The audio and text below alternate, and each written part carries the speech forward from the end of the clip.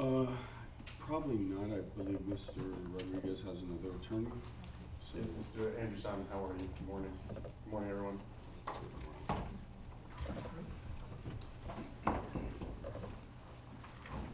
is Mr. German coming or you're handling? Just me, Mr. Volk will take lead on the hearing. Oh, okay. I'm the in-person proxy. Okay. So we may have everybody here. Anybody else from y'all's team? Yeah, we're all here. Sure. What's better for you? Closer to the phone, should I, if he's gonna be arguing? Yeah, that's fine. It's on, it's just unmuted. As long as you cord and everything reaches, yeah. I don't see a problem. I'll reach out for Okay. Okay. It's just easier. Yeah, no worries. Do you need help? No, I'm good. Thank you. Just leave it outside.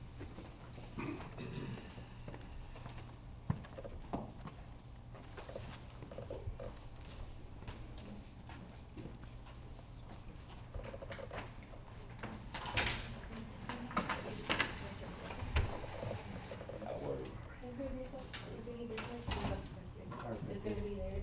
It's on, it's just needed. I'm gonna leave it You're here. gonna do that? Yeah, this is just a few minutes. Okay.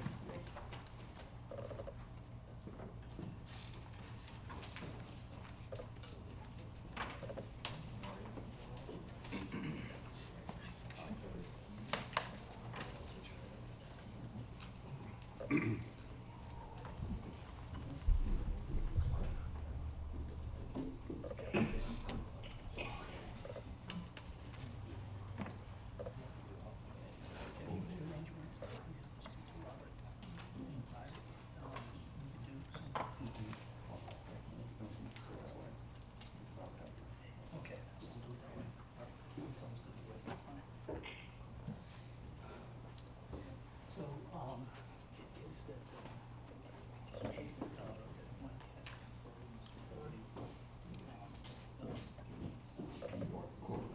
I am. You should be able to hear me. Okay, thank you. If you can't, just let me know. You see me, okay, if you see me raise my hand.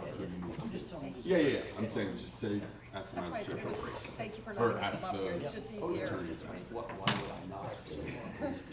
I don't know, some people, yeah. There's a few, most judges and magistrates let us come up, but there's a few who, They're afraid. I don't know. Afraid of you. should see me. I don't know, I'm just here to take it down. The machine can be intimidating. Everyone here? Everyone ready to go? Mr. Magistrate, we're just making copies. Okay, no. All right, I'll hold. That's okay.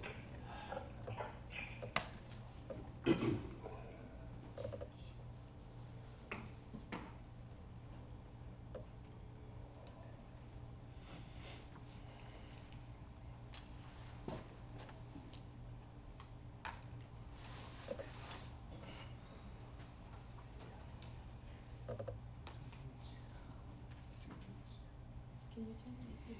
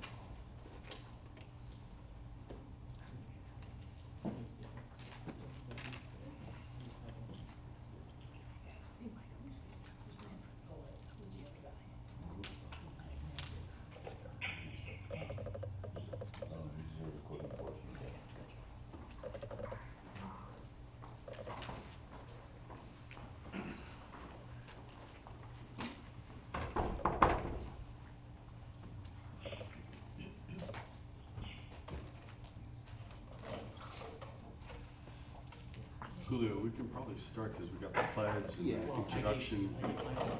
Huh? I gave all myself.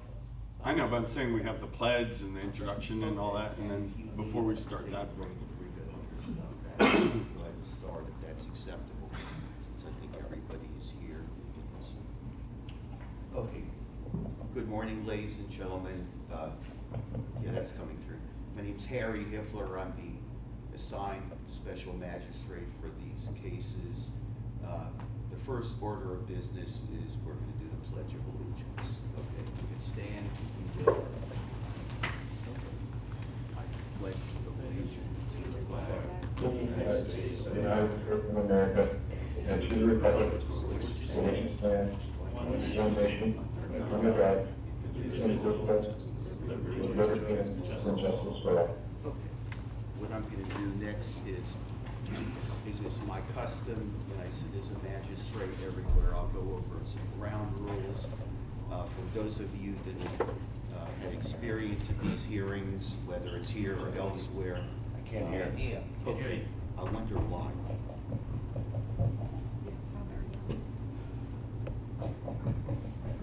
Can you hear me now? Much better. Okay, all right, well, I thought I had a deep enough voice, but I'll make it deeper. Okay, see what I can do. Anyway, I'd like to go over the ground rules of how these hearings are handled.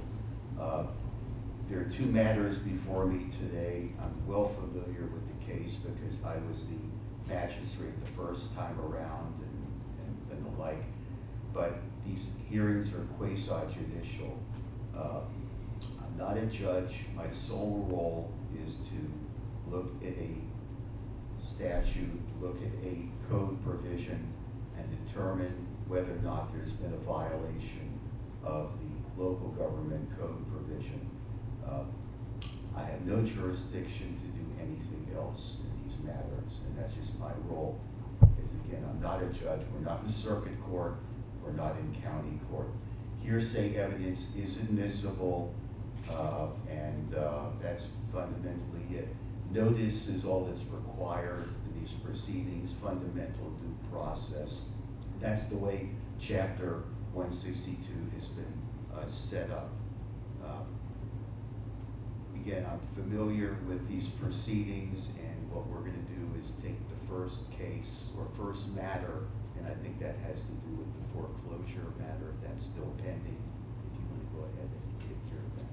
Before we begin, Mr. Magistrate, we could just have everyone sworn in. Okay, yeah, all right, let me do that.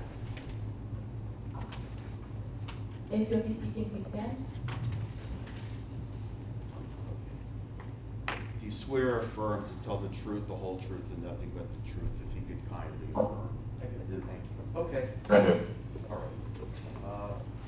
Go ahead. Mr. Magistrate, Yes. if I can, this is Ralph Mulvey, representing Atlas Investments LLC on the phone. If you would indulge me, if you could have the least introductions of who will be appearing, just so I can know who's in the room. Okay, do you want to go first, the audience? Sure, You come on up to the microphone. no problem. Andrew Simon from Colescott and Sam, representing Alice Investments LLC for today's proceedings, along with my co-counsel. You're not on the mic either. Yeah, you need to go with green there. The other one. I'm not the only one that gets it wrong with the hearing. That one works, you can just put it up. Which one? The one that's on the stand. Okay. Just raise up. Yeah, just raise Can up. everyone hear me? Yeah. Okay. Andrew Simon from Colescott and Cassane on behalf of the Atlas Investments, Okay, and you're from Miami or Fort Lauderdale? Miami. Okay, great. You're co-counsel with Mr. Volpe, who's in Tallahassee. That's correct. Okay. Anyone else? Is the respondent here?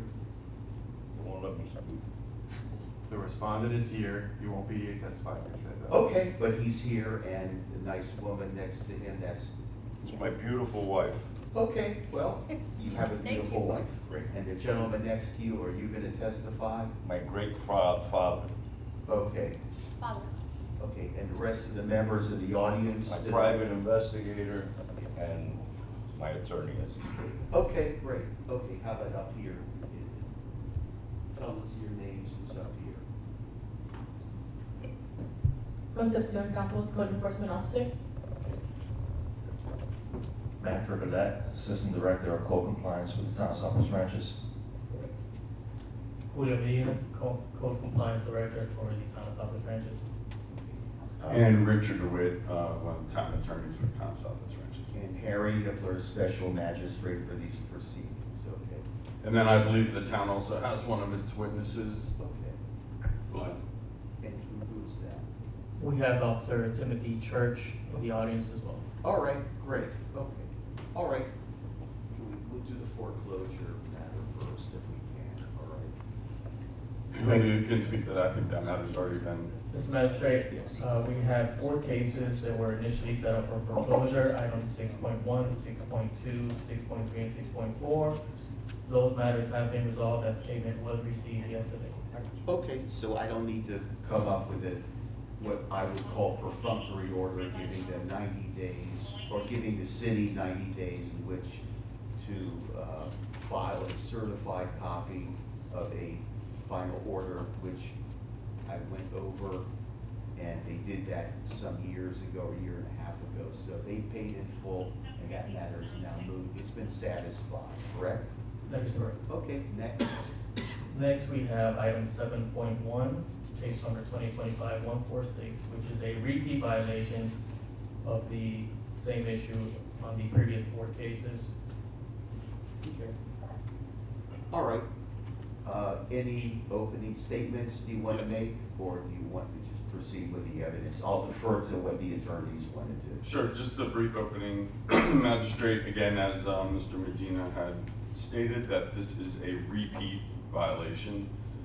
As you know, Florida statutes treat repeat violations differently than an original initial violation. For example, repeat violations, the code officer does not have to give any time to come into compliance.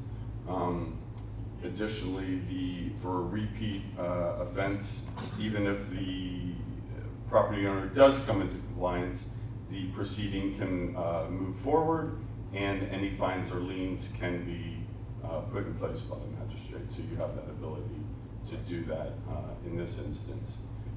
Additionally, just to remind you that in your prior order for the same case, you did put in the order that any repeat violation would be, if it was found irreparable and irreversible, that it would be found to have a fine of not to exceed $5,000. So pursuant to your order, that's what is at play here today. And that was your final order imposing municipal code enforcement fine and lien and administrative fine, along with your amendment. So that's at the bottom of the page that you indicated if the special magistrate finds any future violation to be irreparable or irreversible in nature, section 162.09, 2A may impose a fine not to exceed $5,000 per violation. Additionally, magistrate, as you are aware, each and every court, reviewing court for this matter, has upheld your decision. Your decision is final. The circuit court, acting in its appellate capacity, has done that, and also the 4th TCA has done that. So all of the underlying arguments that were raised before you in prior hearings that were raised before the circuit court acting in its appellate capacity, as well as that were raised to the 4th TCA, are now res judicata. We are not here to re-argue those issues. We're only here today the town has to prove that it was a repeat violation, and that's what we're here for today. In an email from Mr. German, he conceded that there was an event held at the property. Now, mind you, he did say that the event was for a nonprofit, but that doesn't change anything. And that email is dated May 1st, 2025. It says, "Thank you for responding. We obviously disagree with your legal analysis below. As it relates to the April 3rd event, you may not know it, but the event was a charitable fundraiser for cancer by the Pinco de Mayo Foundation, a nonprofit organization." And then he provided a link to the town with information regarding that event. So with that backdrop, the town feels very confident that the evidence you're going to hear and see, not only by the code enforcement officer, as well as the printouts regarding the Pico de Mayo charitable event, as well as the testimony from the officer that was on site and his body worn camera, that this is a repeat violation, and the town is requesting that you do the maximum amount of the fine, which is $5,000 per day or per event, and find that it was irreversible in nature. And any future events, we would ask that you go to the maximum of $15,000. All right, thank you. Thank Mr. Volpe, you're up if you'd like to make a comment. Yes, thank you, Mr. Magistrate. First, as a threshold matter, we've raised this objection before, and it was in our motion for continuance, and that is that the town council has not appointed the magistrate pursuant to their town code 2-150. It requires appointment by the town council. There's no evidence that they have done that, so any ruling in this case would be ultra vires and void. We will preserve that objection. And that objection was submitted to Mr. Garcia, the duly appointed magistrate, by the town council. Sorry. Magistrate, if I could briefly respond to that issue. First of all, Your Honor, he gave an opening statement with no interruption. I'd appreciate Mr. Volpe Okay, got all the right, same respect. I can let him finish, and I'm gonna ask. Sure. Thank you. About that. Okay, relax, everyone, okay? Thank you. Or try to relax, okay? Go ahead. Thank you. And I can hear the magistrate very well. I can hear Mr. DeWitt less well, and I cannot hear folks on the microphone, I'm assuming in the middle of the room, as clearly. So if there's a microphone, I appreciate that. So your co-counsel has now picked up the microphone, so that should end you're not being able to hear your co-counsel. And anyone that comes up to testify, they could please hold the mic to their mouth, their face, so they can testify. All right? Great. Thank you, Mr. Sure. And so as an opening statement, I appreciate the opportunity. The town has positioned this as a repeat violation, the violation number 2025-146. They've also stated several times that cases will be taken on a case-by-case basis. So to the extent that this is positioned as a repeat violation, it is our belief that this should be analyzed individually on a case-by-case basis, as is stated by the town. The statement and the reference to a repeat violation in 162.09 is correct from the previous order, or from the previous order from this code enforcement board. That's what it said, but that does not automatically make this a repeat violation.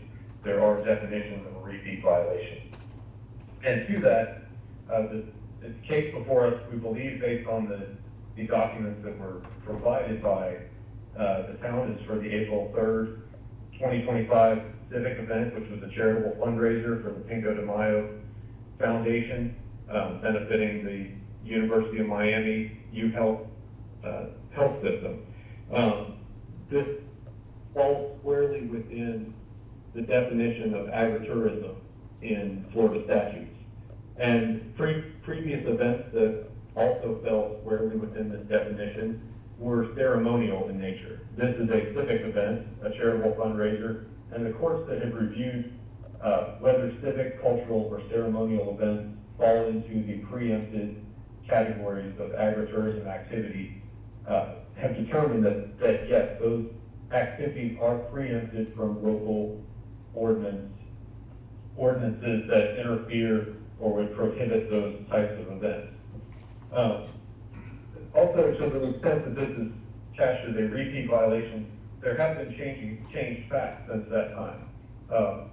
The prior decisions from this magistrate were before were prior to the Broward County Property Appraiser Value Adjustment Board finding clearly and that this property and affirming that the Atlas Investments property is agricultural in nature, which is a prerequisite and requirement for the agritourism activity. This property has been found by the property appraiser under Chapter 193, 461 Florida statute to be agricultural in nature from 2022 through the present. As a matter of law, it is the property appraiser's determination of agricultural under 193, 461, which puts in place a preemption in Chapter 570.85 Florida statute. 570.85 Florida statute says that notwithstanding any other law, a local government may not adopt or enforce an ordinance, regulation, rule, or policy that prohibits, restricts, regulates, or otherwise limits an agritourism activity on land classified as agriculture land under section 193, 461. That is the clear preemption. It has been reviewed by several courts and has been determined to apply to civic, cultural, and ceremonial events, including weddings and fundraisers. This is a different event as far as it is unique in its time and place. It is different in that it is a civic event. It was a fundraiser, and this is a unique from the previous decisions in that we have a value adjustment board determination that the property is agricultural and has been since 2020. The previous decisions that you made, there was, in your orders, you questioned whether or not the property was agricultural. And after that decision, the value adjustment board affirmed that yes, it was agricultural and is agricultural and continues to be agricultural in nature. So mainly this is a legal question. As Mr. DeWitt stated, there's no contention that there was an event held on April 3rd, 2025 at the Atlas Investments property. It was a civic fundraiser. The legal question here is whether or not this express preemption in state law applies to the town. They believe that their local ordinance supersedes state law. The courts that have reviewed this, the Florida Department of Agriculture and Consumer Services, all disagree that the state law, the primacy of state law preempts the local ordinance that would restrict agritourism activities. So that was not an issue. That was not the decision that was made in the previous case because that was prior to the Value Adjustment Board's decision. To the extent this is considered a repeat violation, again, we would disagree that there is a different set of circumstances, and that requires a unique and clear view of this situation. And also to Mr. DeWitt's claim about the maximum of $15,000, the statutory maximum is $5,000, unless you're in a jurisdiction of over 50,000 people, which the town of Southwest Ranches is obviously not that jurisdiction. So I believe that was just a misstatement of law. But to the extent that it's not clear, the statutory maximum would be $5,000, and in any future or repeat violations, including this one, if that is what you determine, the maximum of $15,000 does not apply unless the town of Southwest Ranches has 50,000 people, which I don't believe that's the case. Of course, we will present evidence to the statements I made when you magistrates ask for it. Thank you. Magistrate, brief Yes. response, just as to the first thing that Mr. Volk brought up was regarding your appointment. The town in resolution 2025-053 did appoint you as the special magistrate, so there's a signed, executed resolution on file. Okay, what was that again, resolution? Oh, sure.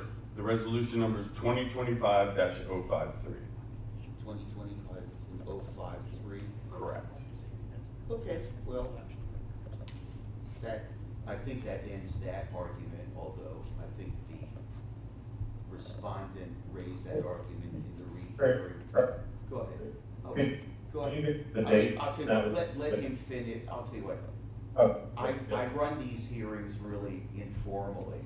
You can go back and forth, okay? I don't mind about that. There's no like direct cross, goodbye, good luck, okay? I don't mind, all right? You can go back and forth. You get the facts out there so I can make a reasoned decision.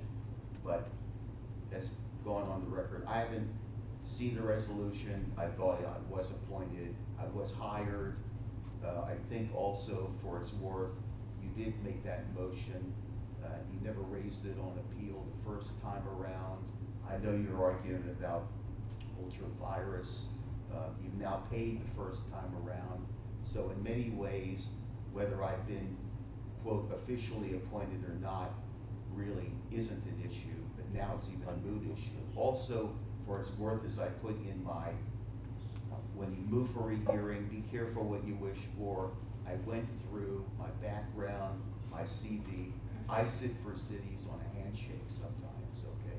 There's sometimes no, initially, there's no resolution, no ordinance, no code provision, and I do it initially to see if I presumably know what I'm doing, and then they go ahead and enter it with a resolution, all right?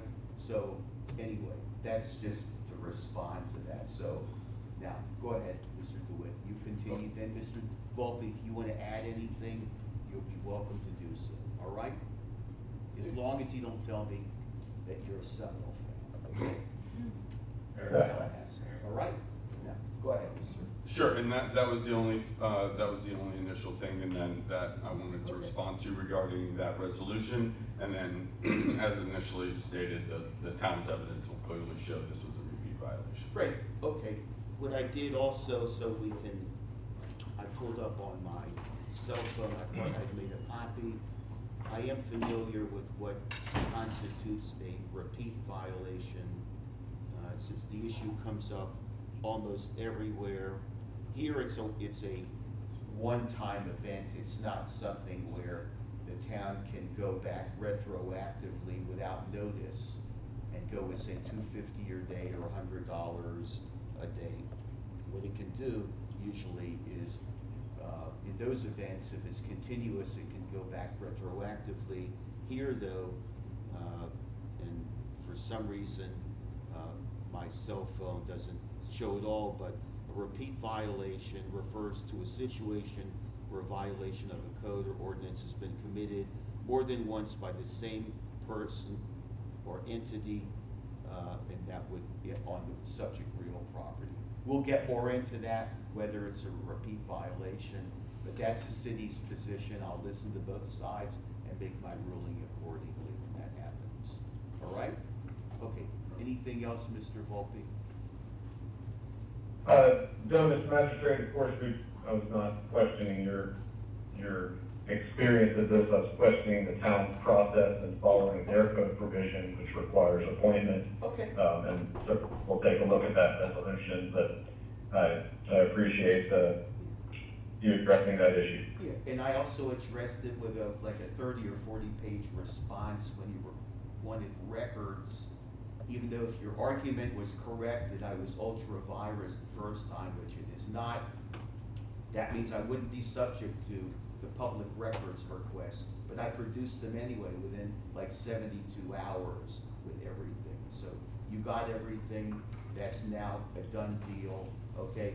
And I don't take this stuff personally, so anyone wants to unload on me, God bless, okay? I don't care, all right? That is the town as well as the respondent, all right? Go ahead. All set? Mr. Magistrate, we'd like to begin by presenting you with Town Composite 1, which consists of the notice of violation that was issued, the notice of hearing, Okay. citing this as a repeat violation, the certified return receipt indicating it was sent to the principal address, principal mailing address, registered agent, and their counsel, Okay. the Broward County Property Appraiser's Office information, the SUMBIZ information showing the registered agent, and the affidavit of posting, along with the town's code that were cited in the notice. Okay, any objection, Mr. Volpe? No objection, we received that. Okay. Prior to the. Or I'm gonna mark that as, towns one or A. I'll go with numbers this time around, and I'll mark that. Okay, town A, all right? All right, next. Next, I'd like to present the town's exhibit for the police report that was provided from the officer responding to the call.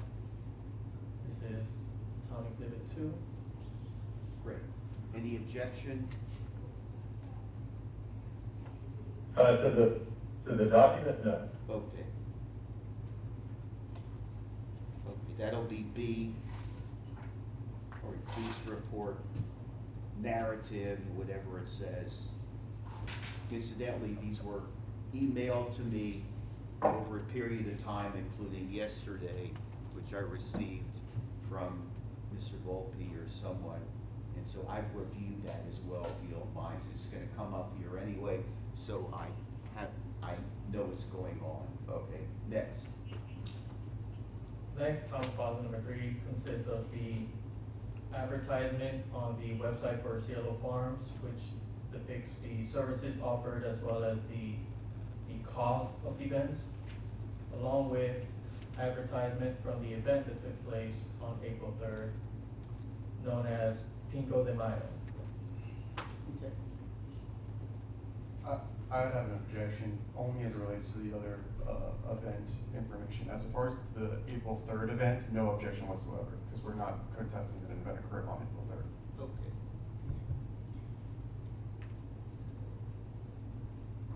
Okay, I saw that as well, for University of Miami, Sylvester Medical School, or whatever they're called, has a great reputation. And, Magistrate, can you lower your microphone a little bit? oh, I'm sorry, these things have a life of their own, the mics, so. It's an old M1A1 veteran taker, so I can't hear that well, so. I guess, anyway, so, all right. I see the event is being advertised,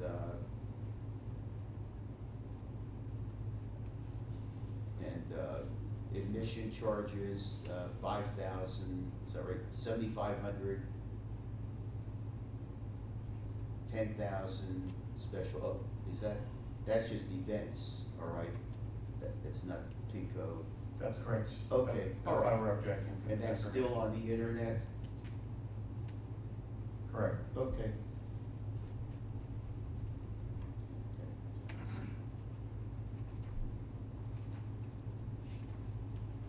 Okay, I'm gonna overrule your objection, I'm gonna put it in for its worth. That'll be I think it's C. You said numbers of 3. I said, yeah, I went with numbers, but we'll go with 3. Okay. 1, 2, 3. I did say I go with numbers, but sometimes I go with letters most of the time, but it'll be a little different today. Where I said 2, where I said B would be 2, where I said A would be 1, and C would be 3, so we'll go with 3. Okay. Next. Next, Mr. Magistrate, I'd like to enter town exhibit 4, which is the final order that was recorded, is the final order and lien order, which again will demonstrate that this was a repeat violation. Yeah, okay, that's the final order recorded 7/2/2024, where they findings of fact and alike, and find in paper the town, okay. Any objection from anybody? Yes, on the same predicate that this is not a res judicata appropriate type of argument to be raised, so I don't understand why the prior order is being entered. Okay, I'm gonna overrule it, it's quite relevant. That's fine. That's Just okay, for the- just for the you record. made your record, okay. That'll be for. And you have the order denying denying the rehearing. If not, I'm gonna put that in. I have it. Okay. What I'm gonna do is, because I think it's quite relevant here, if no one wants to put it in, I'll put it in. In fact, I'll just go ahead and I'm gonna put in my own, make this quite simple. Final order's been placed in, final order denying respondent's motion for rehearing.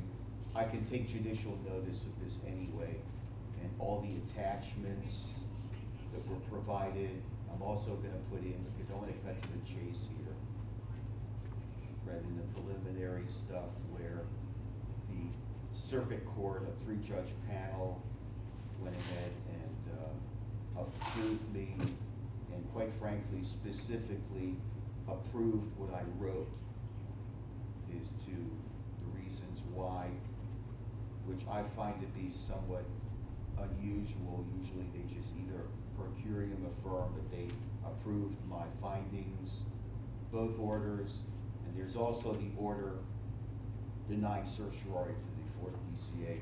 I'm gonna put all that in as final order, order denying circuit court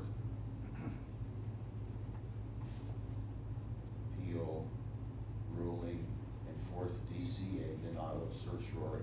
That's gonna all be composite. Number 4, any objection to all that or some of it? Counsel? Sir? Yes, on the same basis. Okay, overruled. Next.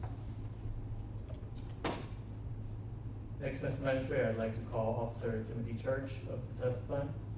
Okay.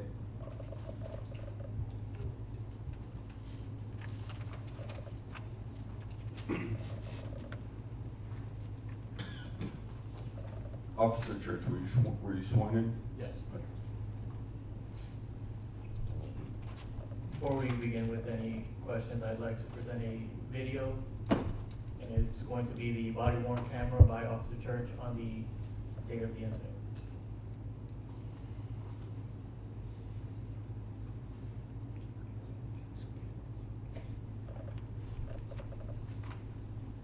Julio, hold on a second. Mr. Volk, do you need a second to pull it up so you can watch while we are?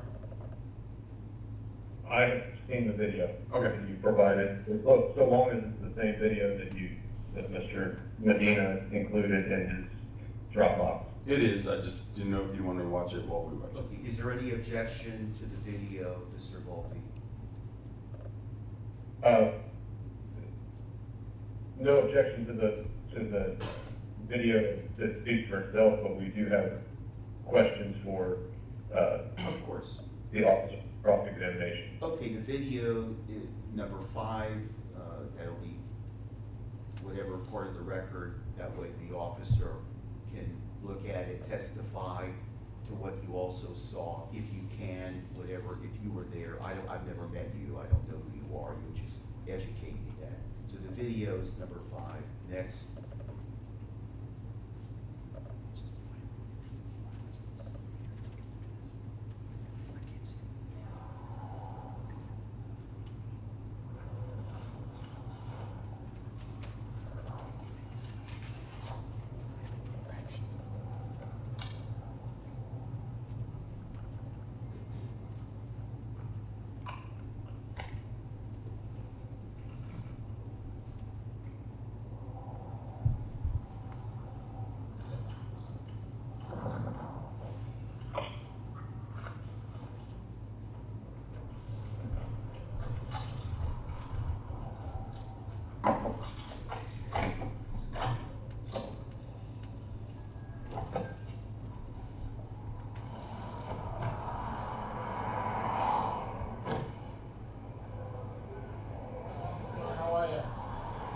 Is the property owner or the party manager here? Do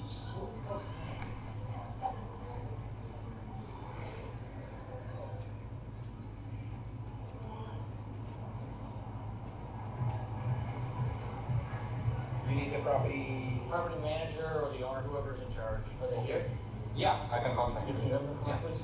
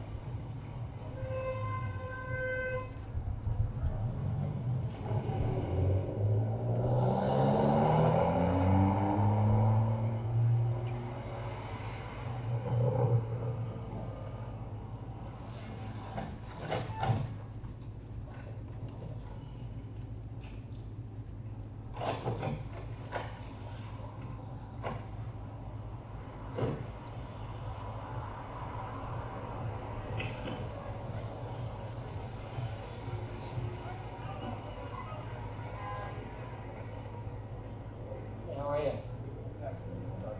What's that? Yeah, I know, exactly. Have a good night. You too, take care.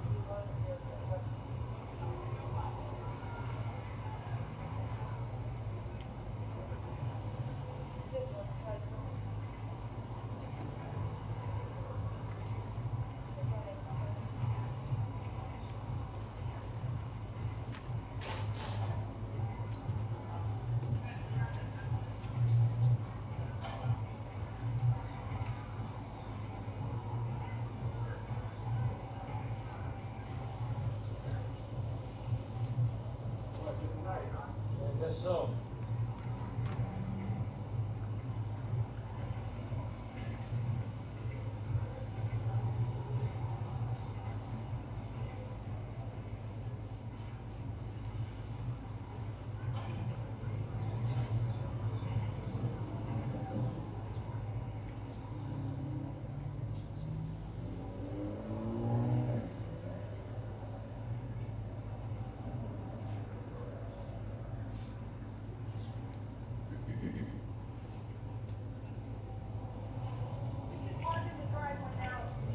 No, I'm just waiting, trying to wait for the owner to come out.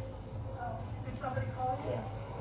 Good. I thought he was supposed to stop doing this. I'm actually new to this whole thing, so it's my first time dealing with them, so I'm not sure. Yeah. Thank you. Yeah, no, I understand what the state of issues. Yeah, I don't, I don't know if they can or can't, but it's always an issue because people pull in my driveway and I gotta tell them no, I'm not talking about one. Right. This address is here instead of here. Gotcha. I'm sure you know about the guy I've heard about it, I read an article the other day, so I'm like not sure what, so I'm just trying to, My understanding was that they're supposed to stop this, but they're not allowed. yeah, I'm not sure. I don't know. Anyway, if you need the driveway, it's all you. Alright, thank you. Good, how you doing? Are you the manager or the party? I'm a former Hollywood cop, 30-year retired, Richie Allen. Did you work with my brother Mike? He was in Dayton. Yeah. Well, I worked in Allenville. Oh, did you really? Oh, that's right. Yeah. I was the real Richie Allen, not the fucking fake one. Yeah, that's one in Allenville, Yeah, right. All right, so you might come in from the front neighbor? No, not her. I don't know where it came from. It came from our dispatch. Someone called in about the noise. Okay, so let me give you the heads up, all right? Are we on camera right now? Yeah. Okay, so, Mike's currently under arrest for a bunch of different charges. That's the property owner? Right, there's a standing ground hearing, and also he's in some litigation over whether or not he can have events here or not. So there's a lot of things going on here. So my recommendation to you is whatever action that you do take, which is gonna be, All I'm doing- what I'm saying, just document it. All I'm doing is documenting that I came out here. I spoke to somebody, said that the music's too loud, and that's it. That's my job. Okay, All right. hey, Mike. Corey. You're property owner? Yeah. How you doing? You work with my brother Mike. Ah, I good work with people. him down here. Good people. So listen, all I got was, I got a loud noise complaint, so I gotta come out here. I got you. So I just gotta document that I spoke to you. Yep. that But I- as you can see, there's a lot. I'm just like, all I'm saying is like, Do we know who made the complaint? came in the our dispatch. Well, let me ask you this. That's illegal. Is your report? They have to tell you who made the They can pay complaint. me. Officer Tricky, she's doing his job. Oh, I know. Are you gonna note that the music is too loud or not? All I'm gonna say is I can stand in the street and heard music. Okay. That's it. It is what it is. That's all it is. All right. It'll be just an information report. And of course, your camera right here is gonna pick up On the background I music. mean, I can give you the case number if you want the case number that'll be written on it. Yeah, sure. Yeah, that would be Give me good. 2 seconds. And my record, again, unfortunately. So it's gonna be it's a 14 report and that's it. No, I got it right report.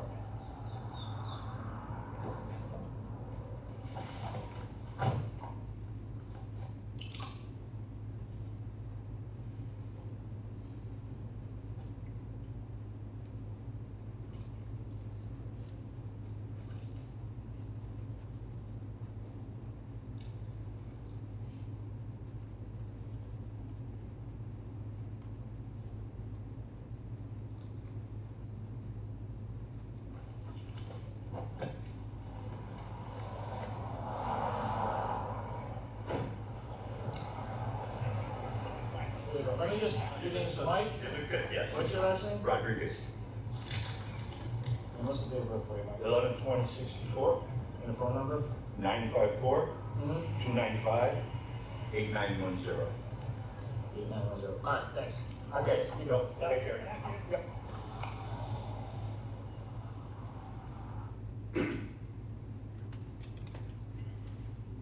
All right, Go ahead. thank you. Good morning, Officer Church. Morning. So, you've seen the body worn camera. Is that an accurate description of what you saw, witnessed, and heard on 4/3/2025? Yes. Okay. And when you were first dispatched there, the video shows a bunch of traffic along Volunteer. Would you agree with that? There was a line of cars, yes. Okay. And those cars were stacked up to turn into the venue? Appeared to be. And at some point when you initially showed up, there was a valet attendant, correct? Correct. And that's who you first made contact with? Yes. And once that valet attendant left, were there any other valets there directing traffic? Not that I remember. Okay. And in the video, at one point, it looks like you moved your car because you were previously blocking the neighbor's entrance, is that correct? Yes. Okay. And once you moved your car, in the video, you can see your hand a little bit, but it doesn't show, does not show fully. But did you take it upon yourself to help direct some of the traffic into the venue? Not that I remember. Not that you recall, okay. But do you recall, cars honking while you were there? Well, you could hear one honking Okay. camera. And do you recall seeing cars blocking volunteers shown in the video? No, traffic was going by, but there was a line of cars getting into the venue. To turn into, I'm talking about specifically to turn into the venue. At any point, did you see some of the cars blocking Volunteer from cars heading east and west? No, I.e. there's the cars pump. to get around them, I think there's 2 lanes there. But there was cars going by and you can see it in the video. Right, I'm saying, so the video speaks for itself, so if you Yes. see a car blocking the intersection, that would be the most reliable information rather than your memory. Objection, the witness just asked me to answer that question. You're overruled. Go ahead. You need to clear. So again, Go ahead. Let's go. The BWC camera would be the most accurate information as opposed to your memory of that. Yes. And then, following that interaction, with the valet, did you ever see a valet attendant, appear while you were there? Well, like I stated before, I don't remember anybody else being out there. Okay. And as stated in the video, you indicated that from your point of view where you were standing, you could hear the music, is that correct? Yes. Okay. And then following that, interaction, did you ever speak with Mr. Allens after that incident? After that? Yes, when you saw him. So he never reached out to you following that initial interaction? No. Okay. And then following that, you wrote a report? Correct. Okay, and is that report an accurate representation of what you experienced on Yes. 4-3? Okay. Julio, do you have anything? No, that'll be all for Officer Church. Okay, I don't have any other questions. Officer, what's your first name? I'm sorry. Timothy. Timothy. Okay. All right, Mr. Volpe or local counsel or whoever. Yeah, I have questions, Your Honor, thank you very much. Sure. First and foremost, officer, thank you for your service. What time was it when you showed up to the event? According to the report, it was about a little after 7 p.m. Okay, and for typical, and you're saying this was a noise complaint? Correct. Okay, and are you typically asked to investigate noise complaints before 8 o'clock? Yes. That's typical in the town? I mean, I honestly can't tell you what time I've been dispatched with noise complaints, but we get dispatched with noise complaints. Got it. Are you aware of when noise complaints become an issue in the town? A time-specific question. I would have to refer to the city code to give you an exact time. You would rely on the city code as to what, okay, thank you. When you turn your video on, what is the Davie PD police policy on that? Our policy is that when we make contact with an individual, then we're supposed to turn our cams. Got it.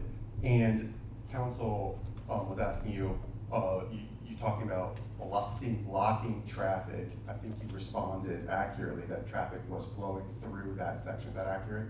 I don't remember any cars being blocked. I remember the cars lined up to turn in, cars were going around. But I don't remember there being any blocked cars or anybody needing traffic assistance. Thank you very much for that clarification. Council also mentioned the term stacked up. What do you think you meant by that? I can't speak for what council was trying to say. Me neither, that's why I was asking you actually. And thank you for that clarification. Who made the complaint? It came in via SaferWatch, which is an app that citizens can report incidents, and it comes through dispatch, so I don't have a person name that's associated with that. Okay, you're familiar with the system? So basically, we get dispatch through it, and then once we're done, we have to call into our dispatch center to advise them what the outcome is. Got it. And are you aware that when citizens make complaints through SaferWatch, they're required to identify themselves or not? I do not know the inner workings of that system. Okay, you're just aware that it exists? Correct. Okay. Who is X21? That is our internal dispatch at the police station, which are dispatched by the Broward Sheriff's Office. X21 stands for X-ray 21, which is our home base where they do some dispatch and record stuff in there for us. And that's who I call into and advise of what the SaferWatch outcome was. You may have just answered my next question, but I just want to clarify. Why were you asked to tell them of your results? We have to. Per what regulation? Per whatever, from what I've been told is anytime we get a SaferWatch complaint, we have to call into them to advise of the outcome. I'm sorry, the name of the app? SaferWatch. Safe. SaferWatch. Can you tell me precisely what you told X21? I don't remember exactly. Okay. I told them what the outcome was. No, I appreciate your honesty. From when you were standing outside, you were closer to the street than you were at the event, correct? Yes. Okay. If a car was going by you, would the car's sound be louder than the event itself? See, you're standing close. Counselor, can you go up next to him so you don't have to turn, so you can go in the mic? Are you uncomfortable, sir? No, not that he's uncomfortable, she's having a problem hearing.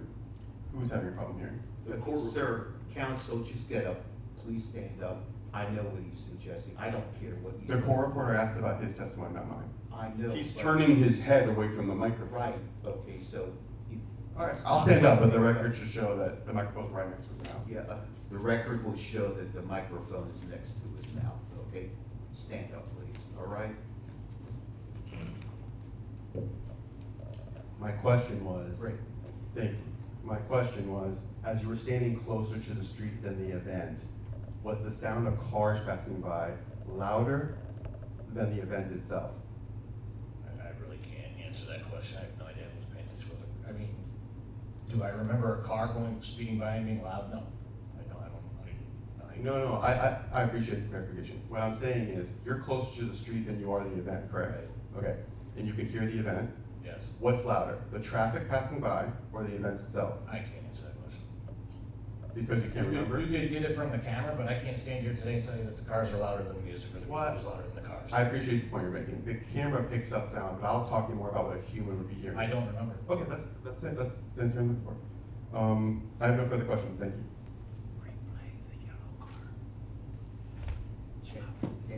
I don't have any follow-up. Yeah, I think I'm gonna have some follow-up.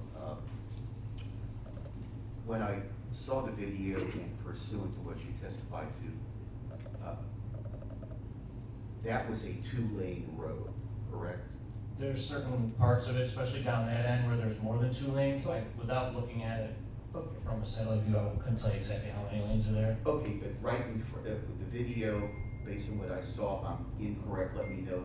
There was like 4 or 5 or 6 cars lined up, one in back of each other, that appeared to be wanting to turn into the event. And that there was a lane next to that, which I'm going to assume there were no cars on, because that would be cars going the opposite way. Does that describe what I observed, or am I confusing you or anyone? Are you talking about the cars going the opposite direction? I would like to lay down an objection that I believe this is the magistrate testifying, which I think is improper. Okay, overruled. Go ahead. Are you asking if there was a lane for cars to go in the opposite direction, or are you asking Yes. is there an additional lane for the cars going the same No, direction? no, opposite direction. Yeah, there was a lane for the cars. Okay, that was the one where there were no cars. Yeah, that was the one closest to Right, us. so that appears to be a 2-lane road, appears to be. Well, like I stated before, in that area, Yeah. at points there are more than 2 lanes. Okay, So all right. without looking at an overview, I can't tell you exactly Okay. how many are lanes in that stretch of the road. Fair enough. Okay,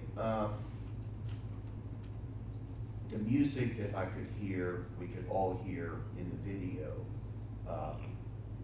with the bass and whatever music that occurred around that you were there at 7 p.m. based on the testimony, was that more than 100 feet, do you believe, from where the event was?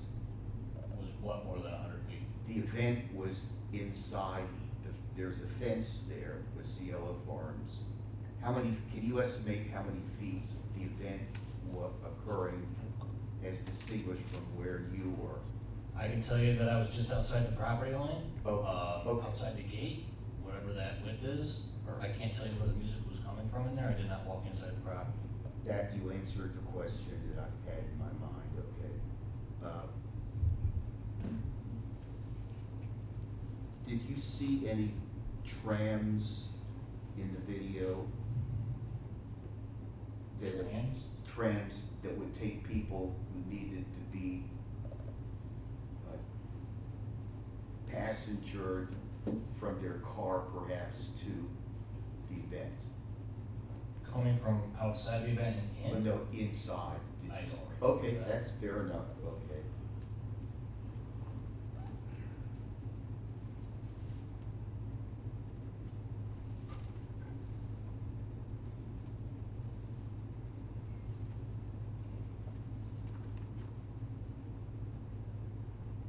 That's all, just want to clarify my own mind. If you have, counsel, if you Just- have any just a questions. couple follow-ups. Go ahead, go ahead.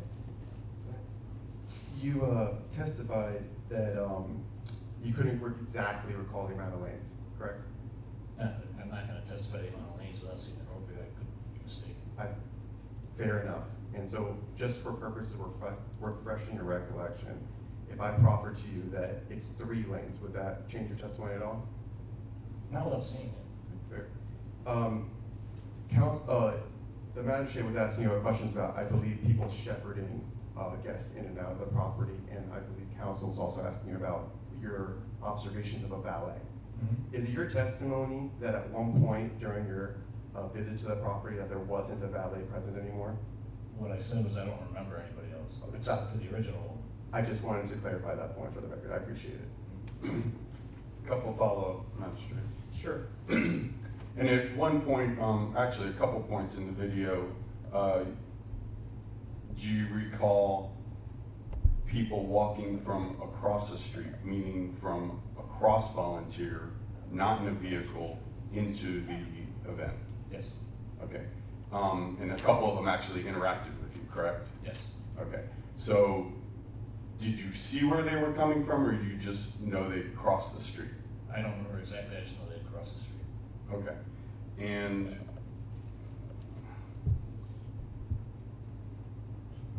okay, no further questions, Magistrate. Okay, does anyone have any further questions of this officer? No? Okay, counsel, Mr. Volpe, do you want to ask any questions? He's lost the feed. Oh, Okay, all right. let's, You want to get him back? yeah, let's pause until he's back on. Okay. Sorry, Thank you, officer, I. Sorry? So thank you for that. Yeah, of course. Good. Can we get him back? Because I thought he was on, but, you know. Hi, Mr. Volpe, are you back? Yeah. Okay, were you able to hear all that, Mr. Volpe, or not? I heard Mr. DeWitt say he had follow-up. I know Mr. Simon is there in person, and that we also have court reporters, so I am going to rely on his response to that. So I missed about 3 minutes. Okay. All right, well, No need to repeat. He asked questions. They were legitimate questions. Okay. All right. And sorry, Mr. Magistrate, you had asked Mr. Volpe if he had any questions. Oh, I yes. just want to You're give right. him that Okay. opportunity. It appears like he doesn't. Do you have any questions, Mr. Volpe? Of the officer? Well, of course, he's still testifying.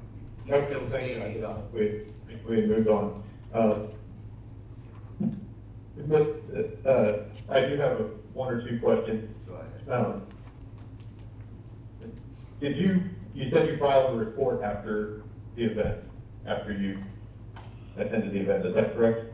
Yes. Who did you send that report to? I sent it in for approval, and it was approved by Sergeant Frampton. Sergeant Frank? Okay, and were you ever contacted by anyone at the Town of Southwest Ranches about that report? Not that I recall, no. Did you send that report to anyone other than internally for approval? I don't recall that either, I don't know. I don't know what you mean. You don't recall? I don't understand what the question is, I send the report to, I mean, other than internal, no. No, okay. No other questions, thank you. Okay. Last call here. Any questions? Just one last question. Okay. And I appreciate the Officer, this is what you have to put into it. Last question, that's okay. Go This ahead. is Justin Ledger. That's all right, ask me whatever you want. Justin Ledger, Mr. Volpe missing the 3 minutes, so I assumed he was going to ask. Okay, that's all right. How did you prepare for today's hearing? I obtained a copy of the report and reviewed it, And so everything else is from memory, correct? yes. Thank you. All right, and also from the video that was put into evidence. So that's the first time I've seen it. Okay, great. Okay. No more questions? Are we finished? Okay. Thank you for your patience, officer, and your service, and be safe. Thank you. Okay, thank you. All right, next. Thank you, officer. The next would be videos we'll be presenting, taken from the Instagram page of the event organizers. Please play the sound, please.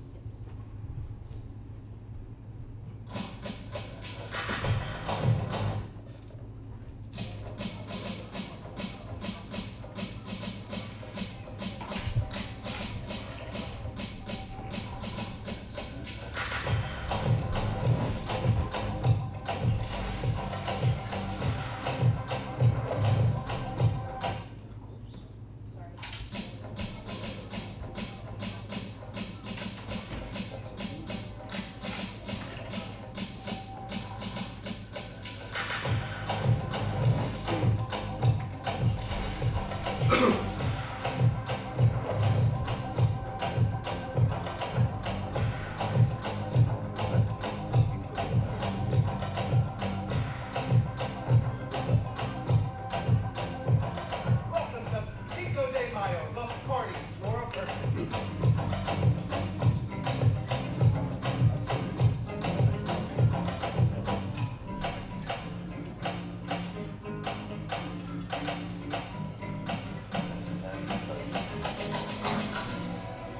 Strength, love, empathy, and passion drive this cause. These traits also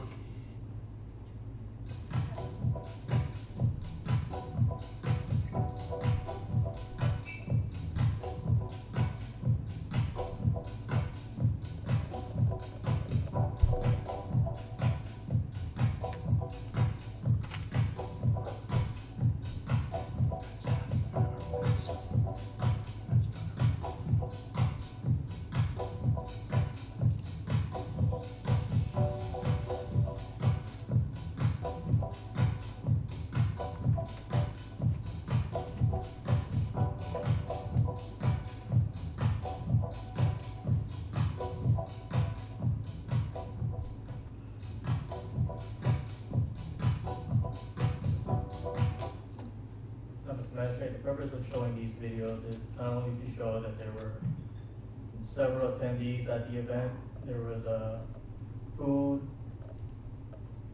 drinks, alcoholic drinks, and as you can tell from the videos, the event started during the daytime, continued into the nighttime.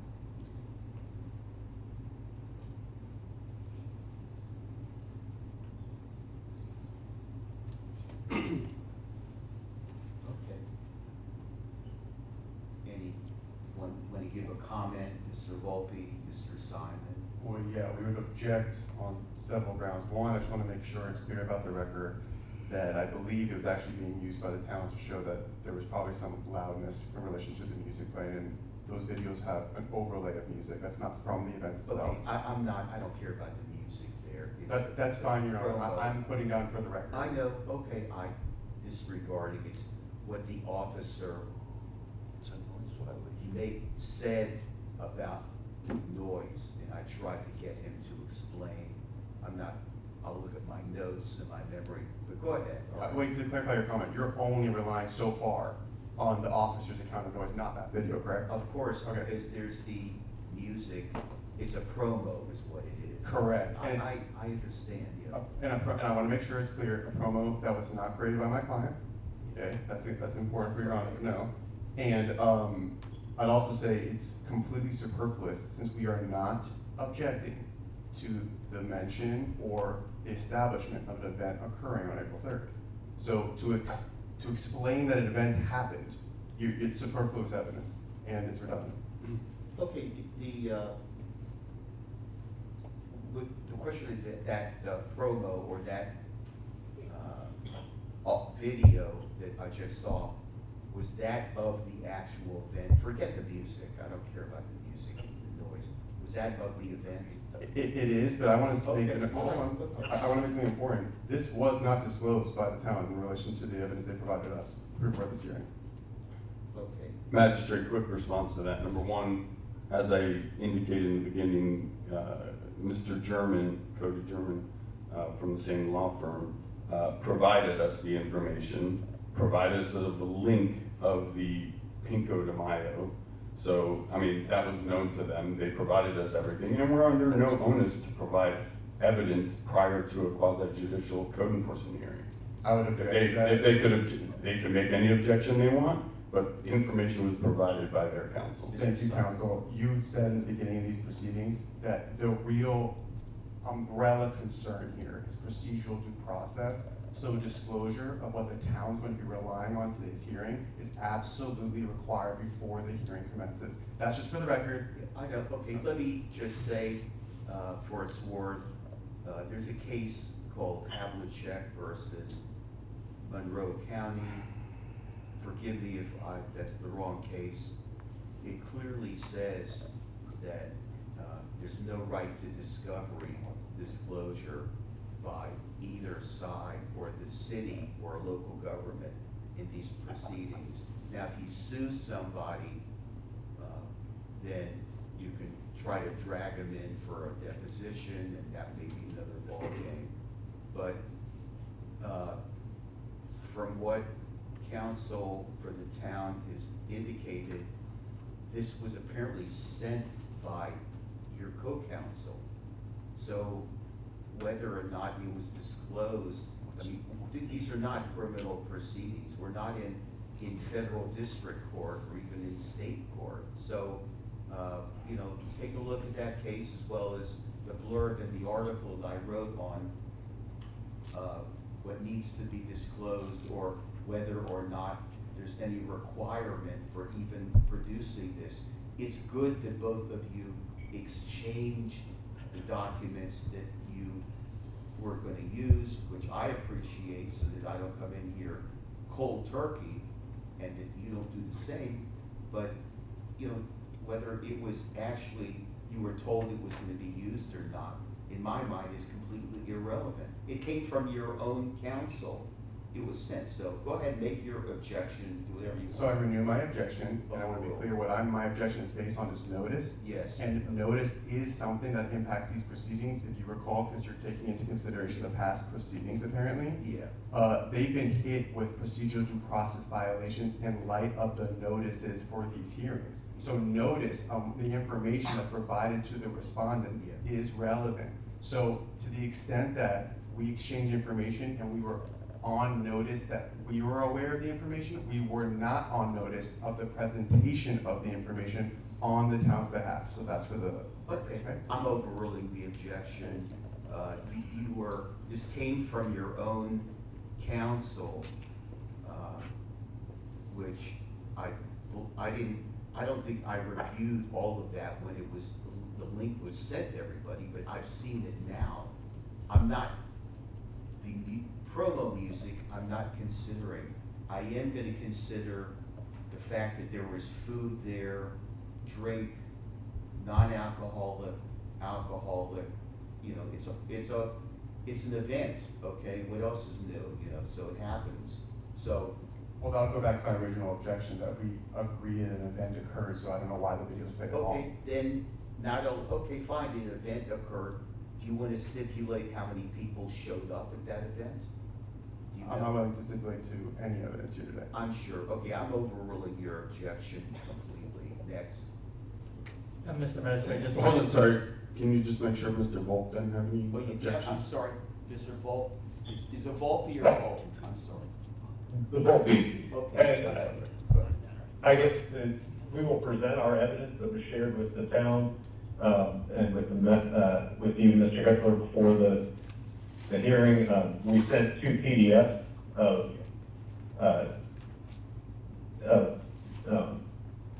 about the event, confirming that there was an event. Again, we admit there was an event on April 3rd, civic event, and we did not share a video or a link. We shared a PDF identifying the date of the event.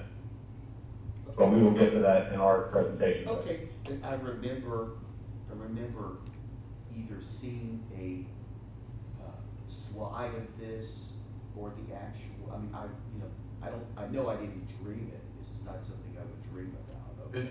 It's So- correct, Magistrate. You were on the email from Cody Germain, Right, or exactly. German, So, that all right. provided the link and the information. So Okay, you're not- so, and this is prepared not by the respondent, but by, the,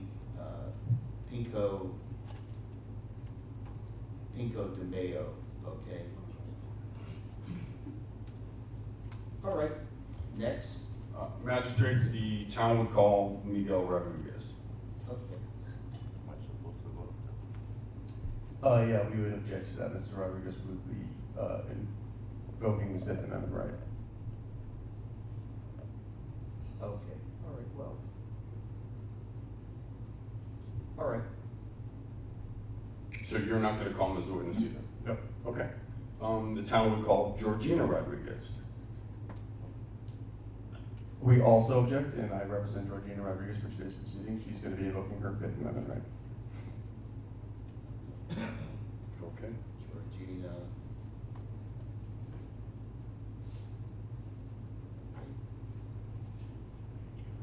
And that's out of the, you have absolute right to revoke the Fifth. I understand that is involving what the, there's some other charges that I'm not involved in. Okay, all right, next. Sure, Mr. Magistrate, just for the record, I want to go on the record for two things regarding that. Number one, Atlas Investments LLC, Yes. the registered agent and sole managing member of Atlas Investments LLC, which is the property owner, is Georgina Rodriguez. Okay. Mr. Rodriguez is not involved or an owner or a managing member of Atlas Investments LLC. As to CLO Farms LLC, Objection to Mr. DeWitt testifying that the LLC, he's not aware of the ownership. He can provide the, Department of State designation of the LLC, which should show the managing member, but it does not show ownership. So to the extent that he is testifying to the ownership, we object. Okay, that is the, by going to division of corporations, just in a hypothetical, it would show what Georgina Rodriguez is the registered agent, president, vice president, secretary, and all the other good stuff. And Miguel. Show her as the Yeah. member. Okay, and Magistrate, I have copies of that I'll provide to you, and we'll make an exhibit. And then if I can proceed to the Cielo Farms LLC, again, for Cielo Farms LLC, the only manager listed there is Miguel Rodriguez. okay, do you have that division of corporations? For its worth, I'm gonna put it in. It's a public record, no objection. I know, I'll just put it in. If something is referenced, I'd like to put it in. In this case, since I'm gonna be holding on to these records, I have one person to blame for all the paperwork, and that's yours truly, okay?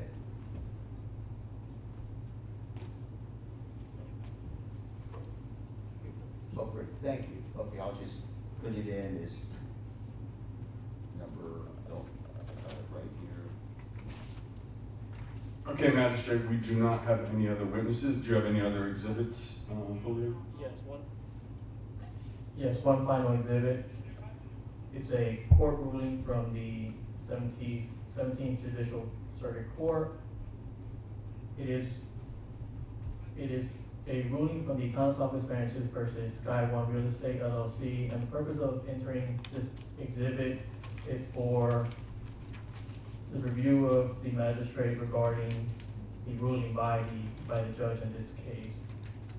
If you would, Mr. Magistrate, read the first paragraph of page 2 of this exhibit. Great, thank you.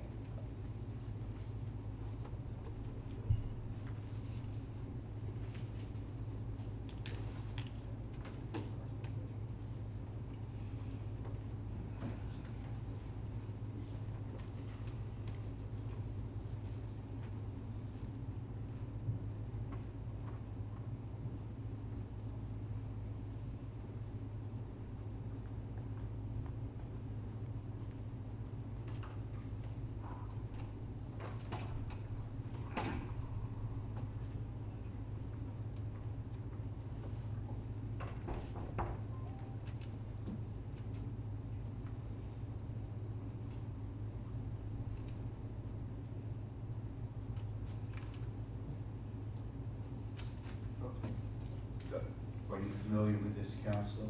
Can you read the title of the document? Okay, it's agreed final judgment, Town of Southwest Ranches versus Sky One Real Estate LLC. It's Martin Bidwell is the judge. Yep. 24408-4. Now I am familiar with it. Can you read actually the first several paragraphs, please? Oh, you want me to actually read? Yeah, I do. Okay, let me do that. Thank you. Sorry, is there an objection or you're just asking him to read? For rule of completeness, I know you don't apply that here, but I would appreciate it since he asked you to read. Okay, I'll read it out loud. But you have an objection to the document? Oh yeah, it's completely inapplicable. It's basically a settlement document and it's agreed to on its terms. So it's not binding on this court, Your Honor. How's that? In reading the materials, there's no decision that I've seen from the appellate court that comes down and rules on these issues, all right? Well, Make that that's clear great. later. I'm gonna read it anyway, so I'm gonna consider it for its value, but in your own materials, for its worth, you provided me a magistrate's decision in Palm Beach County and a stipulated agreement in another case that I'm gonna read and have read. So I'm gonna consider this as well, all right? I think Mr. Volpe has a more articulated. He does. Mr. Volpe's an excellent lawyer, okay? He's been before me in the past, all right? So I'm gonna read the order of the magistrate entered on April 4th, 2023. And other issues raised before this court shall be enforced by this court to it only vehicles and equipment solely used for the on-site cultivation of farm products grown on the property to be stored or placed on the property, landscaping vehicles and equipment which are utilized for off-site uses shall not be stored or parked on the property. Utilization of the property as an ancillary vehicle storage lot for a car dealership, even if accompanied by off-road agricultural demonstrations, is strictly prohibited and does not constitute agritourism. While ceremonies directly related to agricultural use and property may be permitted, parties celebrating such events shall be prohibited as they do not constitute agritourism activities. Agritourism does not include the construction of new or additional structures or facilities intended primarily to house, shelter, transport, or otherwise accommodate members of the general public for parties. The town has the right to regulate the off-site impacts of agritourism, as well as in the event of an emergency as provided in Chapter 252 Florida statutes. Further, the town may not exclusively rely on the determination of the property appraiser, but must make an independent determination as to the existence of agritourism on real property. See Attorney AGO, February 16, 2024, Sumter County. See also Nipper in Walton County, Florida, 208 Southern 3rd, 331, 332, First DCA in Nipper versus Walton County, 13 CA 694, Florida Circuit Court, March 23, 2025. Okay? Yeah, and I also would like Your Honor to read the previous paragraphs. That's what I was, because you read into the record, so you can read the initial paragraphs that talk about how this was entered into post-default. Okay, plaintiff filed the instant complaint against defendant to enforce an amended order opposing municipal code enforcement and administrative fine entered by the magistrate on April 4, 2023. The order of the magistrate was appealed, and on February 15, 2024, the circuit court sitting in its appellate capacity affirmed the order of the magistrate, twice.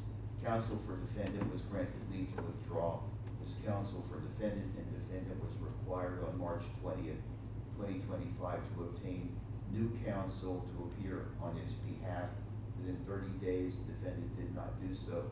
Plaintiff filed a motion for default judgment for failure to comply with court order. Defendant has been notified is required by serving defendant in accordance with this court's order dated March 20th, 2025. Notice of appearance has now been filed on behalf of defendant Sky One Real Estate LLC, and the parties have agreed to the entry of an agreed final judgment. Is hereby ordered, and the agreed final judgment is hereby entered in favor of Plaintiff Tanasas Southwest Ranches and against defendant Sky Real Estate LLC as follows. I read it backwards, but that's it, okay? Thank you. And so now I'd like to renew my objection since the whole thing has been read into the record. As Your Honor read into the record, there is a significant portion of that final agreed order about construction of new structures, and that's a big predicate of the legal ruling or agreed to language. And the town magistrate, I think there's a conflation here. So I think they're going to be, by entering the relevance of that, or claiming relevance of that, they're relying on 570-86 regarding construction of new structures, by making comments about the look, quality, appearance of the barn in question where the event is held in this situation. This is an assembly issue, not a new structure issue. I just want to make clear, as it relates to the town code of 045050 expressly permits plant nurseries and keeping breeding of animals in the zoning district. The plant nursery and sheep farm are fully compliant of my client's property with the allowable uses. So any kind of argument here today in reliance on that agreed order regarding new structures is wholly relevant and inapplicable to the notice. Okay. Brief response, Magistrate. Okay, go ahead. So I'd just say they've raised the issue of agritourism, and so a newly built structure it's squarely into play. So they've raised agritourism, and so I think it's very relevant. It's a 2025 order as opposed to all theirs, but I'll get into theirs later. But again, they've raised agritourism. The information there regarding newly built structures solely to house events and people are very relevant to the proceedings here because they raised the defense of agritourism. Thank you. Okay. I'm gonna. Wait, before you rule, I'd like Mr. I'm gonna Volpe. put it into evidence for value. One last comment, Mr. Simon, and then next. Go ahead. No, I want Mr. Volpe to respond. I know he has. Oh, I'm sorry, Mr. Volpe. Go ahead. Mr. Magistrate, thank you. And I appreciate the town's attempt to draft their case law here and position this as a final order, as it states, final judgment agreed upon. I want to point out two quick things on the definition that Mr. Simon just stated. Agritourism does not include the construction of new or additional structures. That sentence in this order, they added the word for parties. That is not in the statute, and I believe it was added specifically directed to trying to set up their own case law. Also, the reference to Attorney General opinion, there is no Attorney General opinion. There is an informal letter from a deputy at the Attorney General's office directed specifically to Sumter County, to a question that Sumter County had. It has been confirmed by the Attorney General's office that it is not an Attorney General opinion. This is the fourth or fifth time that we've explained that it's not an Attorney General opinion. That trying to position that as an Attorney General opinion is, I think, an attempt to mislead this court and to mislead the court on the precedent of that or the value of that letter. And it's misleading and frankly, likely technical. And also the Nipper case that is cited in here relates to whether a skydiving operation is agritourism, and that decision was made before the legislature amended Chapter 570, the definition, to add civic, ceremonial, and cultural events, which several courts, and we will get to this in our presentation of evidence and closing comments. The Nipper case was decided before the statute has been changed, so it has been now superseded by the current definition of the statute, which has been confirmed by several courts. And to that end, again, this is wholly inapplicable. All right, both of you have made part of your closing argument. You won't have to argue that down the road. next. And just, I'm sorry, brief response on that, magistrate. They made that same argument up and down from the original magistrate hearing, up and down the circuit court to the Fort TCA, and it's been rejected. Okay, next, okay, thank you.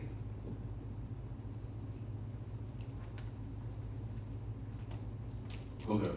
Magistrate, one final exhibit, even though you've already addressed this issue, I did want to enter into the record resolution number 2025-053 regarding magistrate being properly assigned by the town. Great, thank you. Incidentally, did anybody, did respondent in Atlas Investments LLC, did they ever apply for a permit to have this event? Yes or no? Our positions were not required. Okay, and the answer is no, they never applied for a permit to have this event, correct? Correct. Okay, I didn't think you had, but that's okay.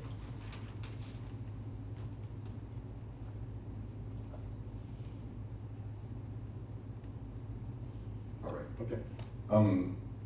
Will do. Do we have any other exhibits? No, we have no Other other. witnesses? All right, the town grass magistrate. Okay, and I will put my resolution 2025-053 is number 8. I'm sorry, Your Honor, I don't have the other numbers. I don't have. I think you're on 10. Let me double check here. No, I'm not on 10, but I may be. You're not on 8. No. 6 was the division of corporation. No, 6 was the video from Instagram. Let me take a look here.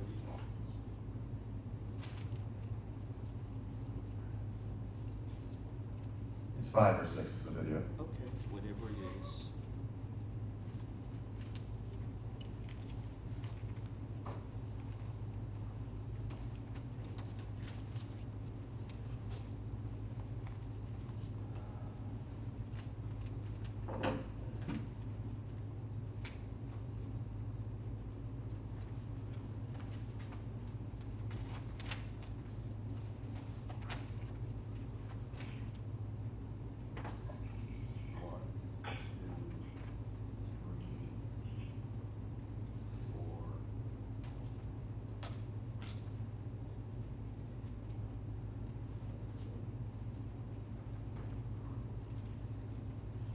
Five is the video, 6 is the division of corporation.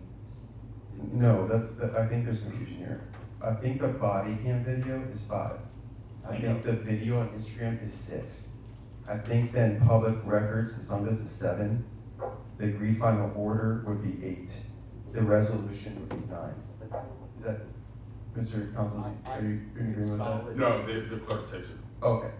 I consolidated one of these, but I'll go with whatever it is.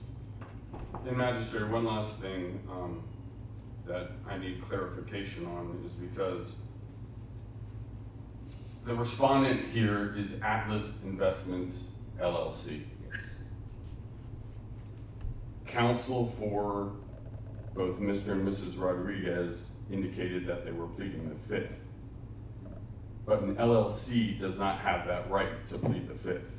They are both representatives and members of each of those LLCs. So they can't plead the 5th. That's not accurate. The United States Supreme Court has ruled that entities, corporations are considered people, and they would be the corporate representatives of those corporations, and they are pleading the 5th. Okay, corporation legally is what's called a person. Right. Okay, so I think there was a U.S. Supreme Court case. I don't recall the name on fingertips. I'll let one of you younger people do that. But I'm not gonna make them testify. It's not under subpoena. Actually, I don't really even have any subpoena powers anyway, unless. Well, you do presume to the town code. Right. But we didn't request that here. Exactly. So actually, there was an attempt to codify some of this by both the House and the Senate for the fines aspect, subpoenas, among other things, and discovery, that it died a natural death in the legislature. If you want to take a look, it's just this past term, I didn't bother reading it too carefully, because if it died, it died, so, okay. All right. All right, so I presume the respondent can put on its evidence? Yes. Thank you, Your Honor. So the first piece of evidence that we'd like to admit is the property appraiser classification card, parcel number 504-027-010242. The purpose of us entering this is the Broward County Property Appraiser classifies Atlas property as agricultural for plant nursery and sheep farm. Is Your Honor need a copy?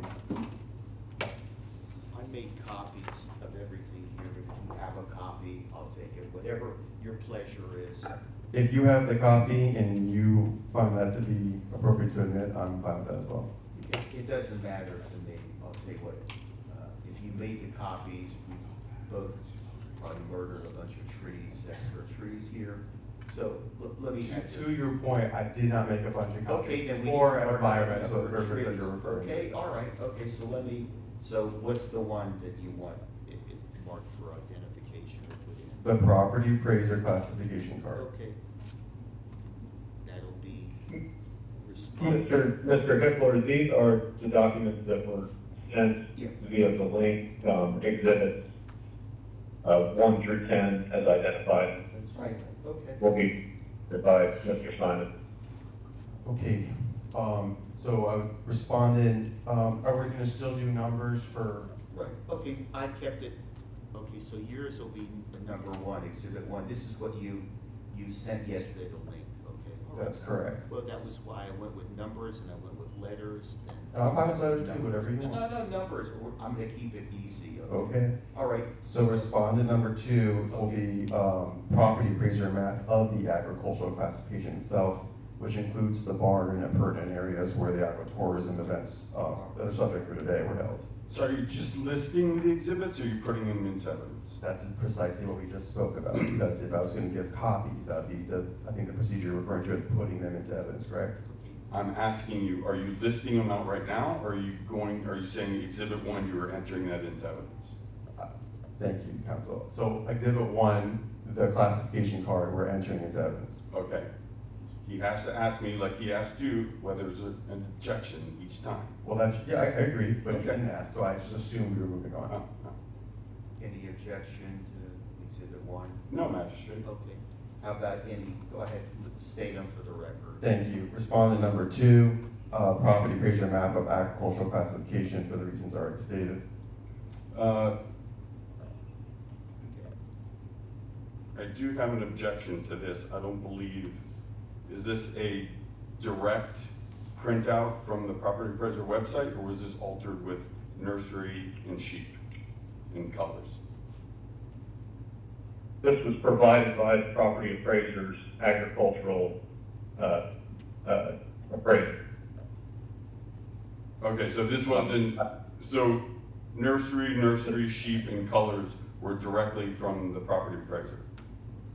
That's correct. Okay, no objection. Yeah, okay, and also, total acreage 4.95, denied as to 1.86 AC, granted 1.85, granted 1.24. I assume the nursery, small nursery, square, and sheep area is what was granted. No, the barn. Okay, where's the barn on here? It's attached, part and parcel with nursery. So you can see the large nursery block. You see the structure at the end. You mean above that? No. So, okay, look at. Oh, okay. To the far right? Correct. Okay, so then the barn is there. Yep. All right, okay. Thank you. Moving on. For respondent number 3, it would be the VAB remand order and the magistrate worksheet dated June 10, 2024. No objection, magistrate. Okay. That's number 3. Okay, let me ask you something about the exhibit 3, if I may. I'm going to answer. You're welcome. When I reviewed this, and you're putting it into evidence without objection, it's going to be number 3. I'm looking at do you have it in front of you by any chance? Yep. Okay, I'm looking at the 1, 2, fourth paragraph, which I read, where the findings, whether an indicated effort has been made to care sufficiently and adequately for the land in accordance with accepted commercial agricultural purposes. It says there, as to the bougainvillea, among other things, there is evidence of some sales of plants, with a significant percentage of these sales being to friends and family of the owners of the petitioner. The barn is susceptible of use to grow plants, but better suited to be a showroom, an event space, in that the structure admits limited natural light, is not equipped with an irrigation system, that does have a kitchen, facilities and other amenities consistent with a use as a showroom and or event space. And there's a 16,000 square feet of the property is paved, much suited for parking as it goes on. And then it talks about the parking, provided it's more consistent with the use of an event space. Do you have any comment about that finding there? Because you just put it into evidence. No, the remand has a finding of fact. That's the document we're submitting, and there's 3 points. We brought it in. The barn is used for agricultural or agritourism. Is still appropriately classified as agricultural. Okay, but it doesn't say that. It says it's more for a showroom and event space. And the words, what I'm getting at is, just a second, Mr. Volpe, I'll let you respond, okay? What I'm concerned about is the word primarily on this property. What is it primarily being used for, all right? And you'll get to the letter from whoever it was. And if anyway, you wanna respond, Mr. Volpe, to that? Yes, I mean, that one paragraph is part of this ultimate finding, that the property was primarily used for a bona fide agricultural purpose of a nursery and sheep farm by the Value Adjustment Board Special Magistrate after a 3-day evidentiary hearing on this issue. His ultimate conclusion is that yes, the property is primarily used for a bona fide agricultural purpose of a nursery and sheep farm. He, of course, explained the findings and the facts and law that he analyzed, but his ultimate finding is that yes, this property is primarily used for a bona fide agricultural purpose. Okay, all right, next. Thank you. Next is going to be, as Your Honor indicated, the Florida Department of Agriculture and Consumer Services letter on agritourism, dated October 31st, 2023, signed off by Stephen Hall, Assistant Deputy Commissioner, with finding the specific statements of Florida law exempts certain agricultural activities and operations from local government regulation. Civic and ceremonial events are agritourism activities, and the structure has a dual use of nursery and agritourism activities. That's why we're submitting the evidence. Okay. No objection, that's this document. Okay. That is for, that you responded for. Okay, I got that. Just a second, please, if you don't mind. I don't mind at all.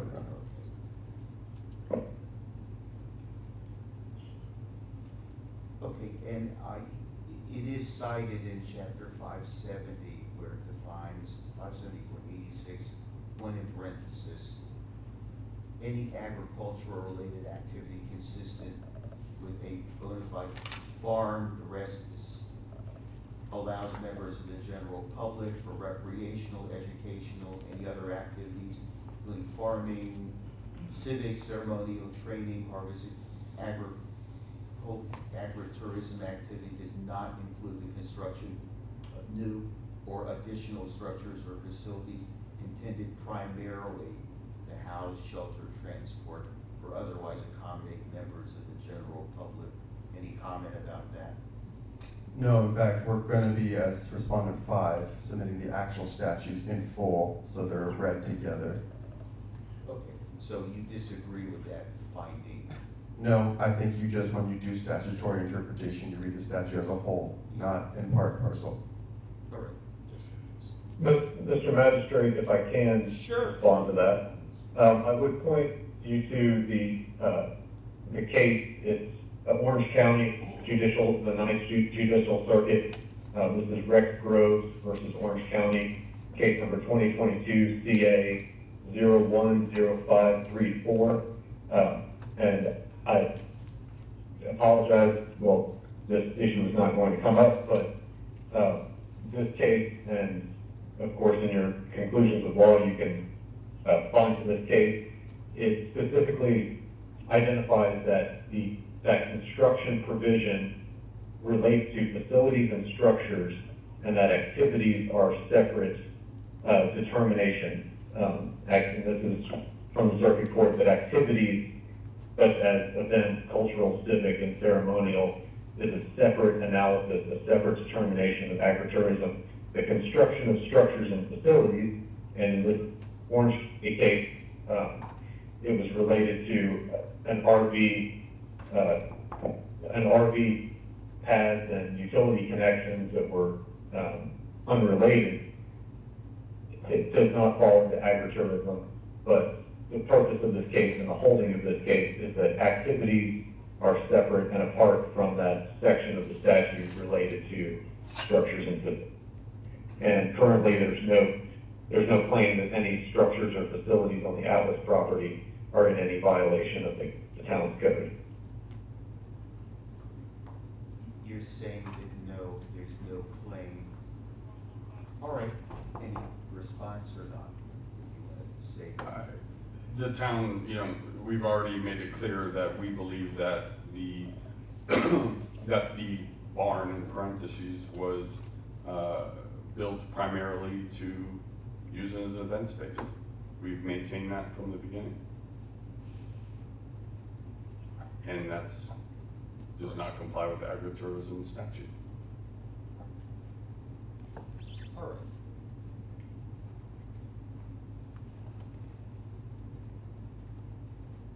Okay, next. Well, in furtherance of Mr. Lopez's explanation here, on what the case law holds, we will be submitting Florida Statute Section 570-85 through 570-89, so I guess it's composite, Respondent 5. No objection. Okay. For Respondent 6, it'll be the Legislative Staff Report, the 2016 Amendment, House Bill 59. The legislative purpose is to support agritourism. The legislative purpose is to prohibit local governments from enforcing any local ordinance, regulation, rule, or policy that prohibits and restricts, regulates, or otherwise limits an agritourism activity. The definition of agritourism is broad, and by definition, agritourism includes civic and ceremonial activities. No objection, Magistrate. Again, I think this is exhibits that have been presented previously before you in the last case. I'm sorry, say that again? I said no objection. I believe these exhibits were presented in all the prior cases. Moving on. Okay, that's 6. All right, gotcha. Next. So, Respondent 7 will also be a composite exhibit. I think the best approach is to 7A, 7B, then 7C, and I'll take that in order. Okay, Okay. great. The first portion of 7 will be the case law supporting agritourism protections under Eagleston versus Lakeside Ranch, case number 2018 CA 10A. This is Citrus County, and this is June 15, 2018. Wedding receptions constitute lawful agritourism activity as defined by 570-86. 570-85 expressly preempts local zoning prohibitions to agritourism, and 570-85 also constitutes an express preemption of the entire agritourism area of law. And we'll submit whether you. I'll ask the magistrate to ask what your objection, counsel, once I get to A through C. Is that okay? Wait, say it one more time. Sorry. Since I'm doing a composite exhibit and we're breaking down portions of it, I thought his question on the admissibility of it would come after. Or do you want to? I'd actually like to go 8, 7, 8. Yeah. Sure. Sure. Go ahead, Magistrate. No, go ahead. No, you want to go? It's just case law that they're arguing. Circuit court, a magistrate's Another victim magistrate that had to listen to in Palm Beach County on another matter where there was a stipulation that it was agritourism, I believe. But, you know, you go ahead. I'm considering whatever case law you give me. Whoever wrote it, I don't really care. I mean, some of these decisions may very well wind up in Florida Law Weekly, all right? And you can take them all for whatever it's worth. I take pride in trying to read as much as I can, so go ahead. I appreciate So, that. yeah, so I understand, Magistrate, your point. I just want to briefly respond on each Go of ahead, these. no, go respond. I mean, Go on ahead. this one, this deals solely with a wedding and reception. Yeah. It deals with the sublease. It's from 2018, sorry, my eyes. And it's just different circumstances here. It talks about a barnyard area. And again, we're here on an event. It's not a wedding and reception. So for that reason, I don't think it should be given anyway. Okay, I mean, I'm reading everything. I've read everything quickly. I may go over it again, or I may not, but I've read all this before coming here as much as I could, okay? Including early this morning and late yesterday. All right, go ahead, next.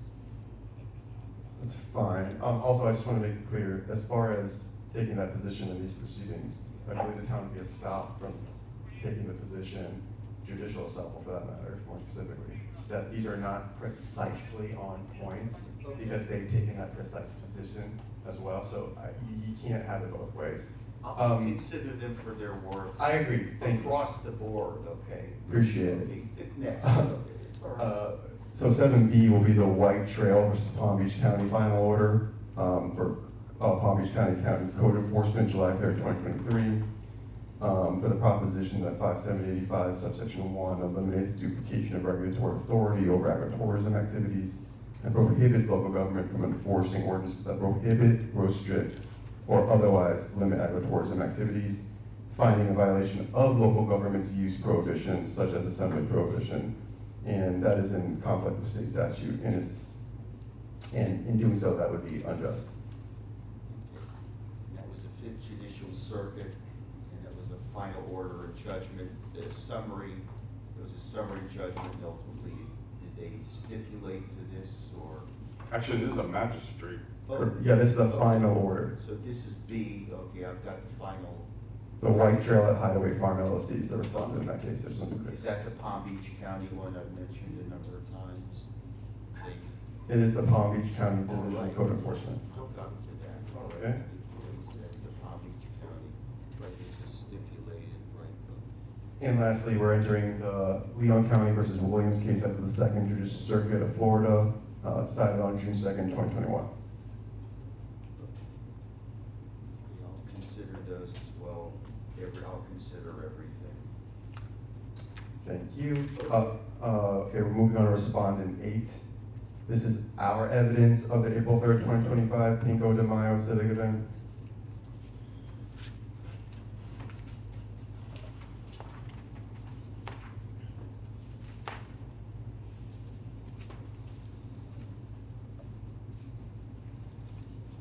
Okay, you want that into evidence?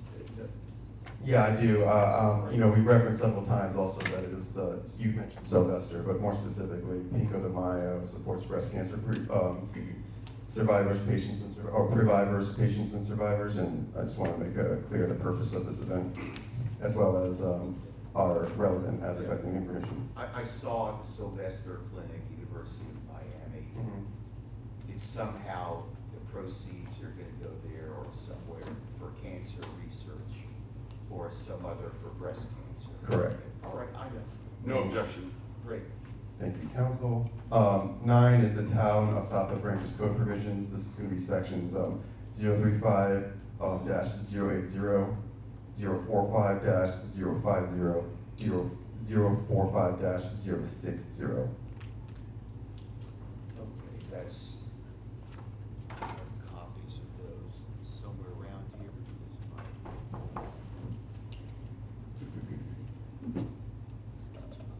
Obviously, no objection. All right, whatever the code says, it says, okay, those are the code provisions that your client has been charged with, right?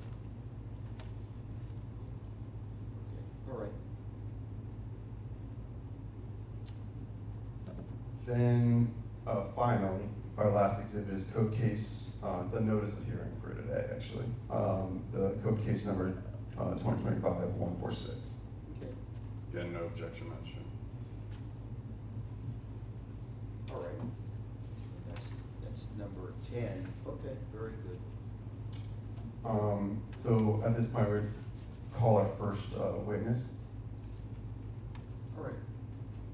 Julio Medina.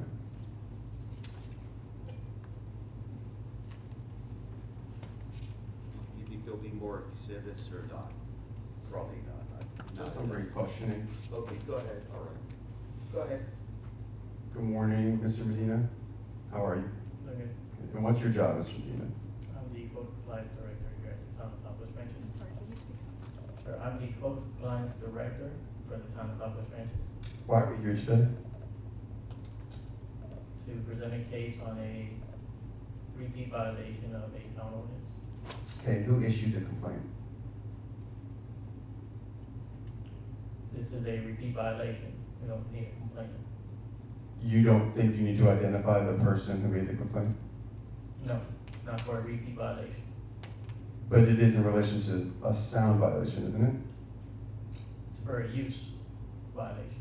The notice is not in relation, the predicate for why we're here today has nothing to do with a sound ordinance violation? Partially, but it's pertaining to the use of the property. So you do agree with me it has to do with sound, correct? We actually did not even reference the sound ordinance in this case. Say that again, I didn't We understand. did not reference the sound ordinance in this case. Okay, We referenced the sections pertaining to gatherings and the use of the property. okay, and so you're telling me the reason why the officer that came out to my client's property had nothing to do with sound? I don't know why the officer was called out to the property. Okay, so you've talked to no one about why the officer, at Southwest Ranches that is, about why the officer came out to the property? And no, I was just informed that there was an event. Okay, would you agree with me that if it was about sound, that you would have to identify the person who made the complaint? You are code If it enforcement. was a new issue, yes. This is an event that hadn't happened before, correct? It's a separate event, but it's That- the same violation. That's fine, it's a new event, and it was in relation to sound. That's what the officer came up here and testified about, didn't he? Again, I don't know why the officer was called out.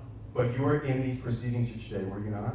Yes. Okay, you heard the officer testify about why he came to the property, correct? He received a report from Safer Watch. Yeah, in relation to what, Mr. Medina? I don't know what the call is for. I'm not a dispatch. I'm so sorry, Mr. Medina. Were you not paying attention here today?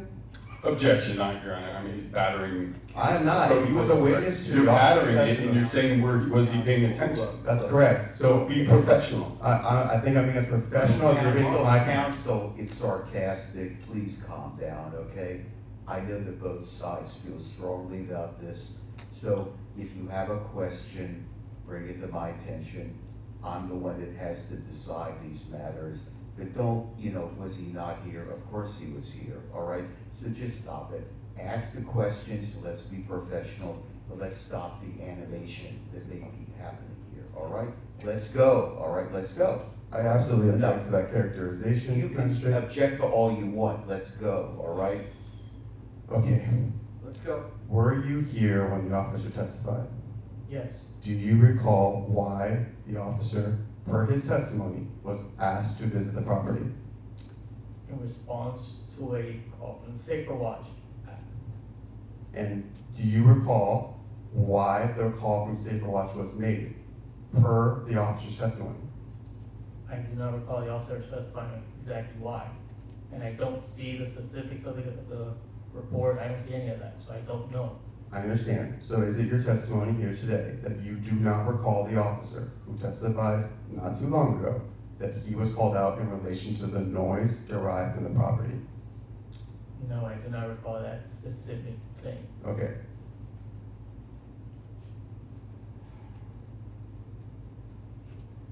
So who informed you about the event? I receive weekly reports of any police calls where a report is created. I appreciate that. Who specifically informed you about this event in question here today? Again, I receive reports via email from a representative of Davie Police of all reports from the police. Okay, these are general reports, they don't identify who's making the report? It just provides a case number and a small description of the violation. I just want to clarify, you're saying these reports do not identify who is making the report, correct? No, the full report, no. It just gives a case number and a brief description of the call to the police. It's from a general email? It's from a representative of Davie Police. I can't recall specifically who it comes from. Okay, so it is an individual who makes that, sends that email to you, correct? I believe it is, yes.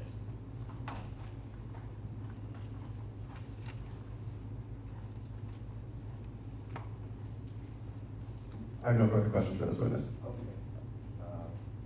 Did you go on the scene or do you have any knowledge about what happened on April 3rd, late afternoon to early evening or whenever the event occurred? Just from what was presented today. Okay. I did not attend the event. I did not personally witness it. I just received the report and afterwards saw the body worn camera. Great, okay. Very simple. Excuse me, can we take a brief, the recording is having Okay, issues. how much time do you need?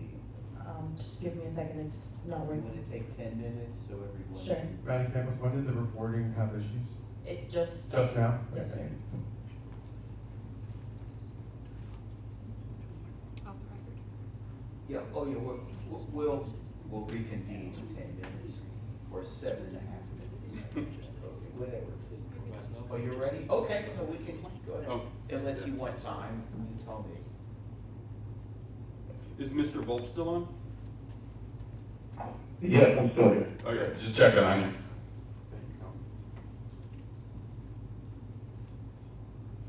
Go ahead. If you want a break, we'll take it. What do you want a break or No, no? I'm waiting on Ms. Campos. I'm sorry. She you're good to said go? she was ready. Thank Yeah, you. yeah, you're welcome. Go ahead. All right, I have, one more witness, actually, it's, Mr. Richie Allen. Okay.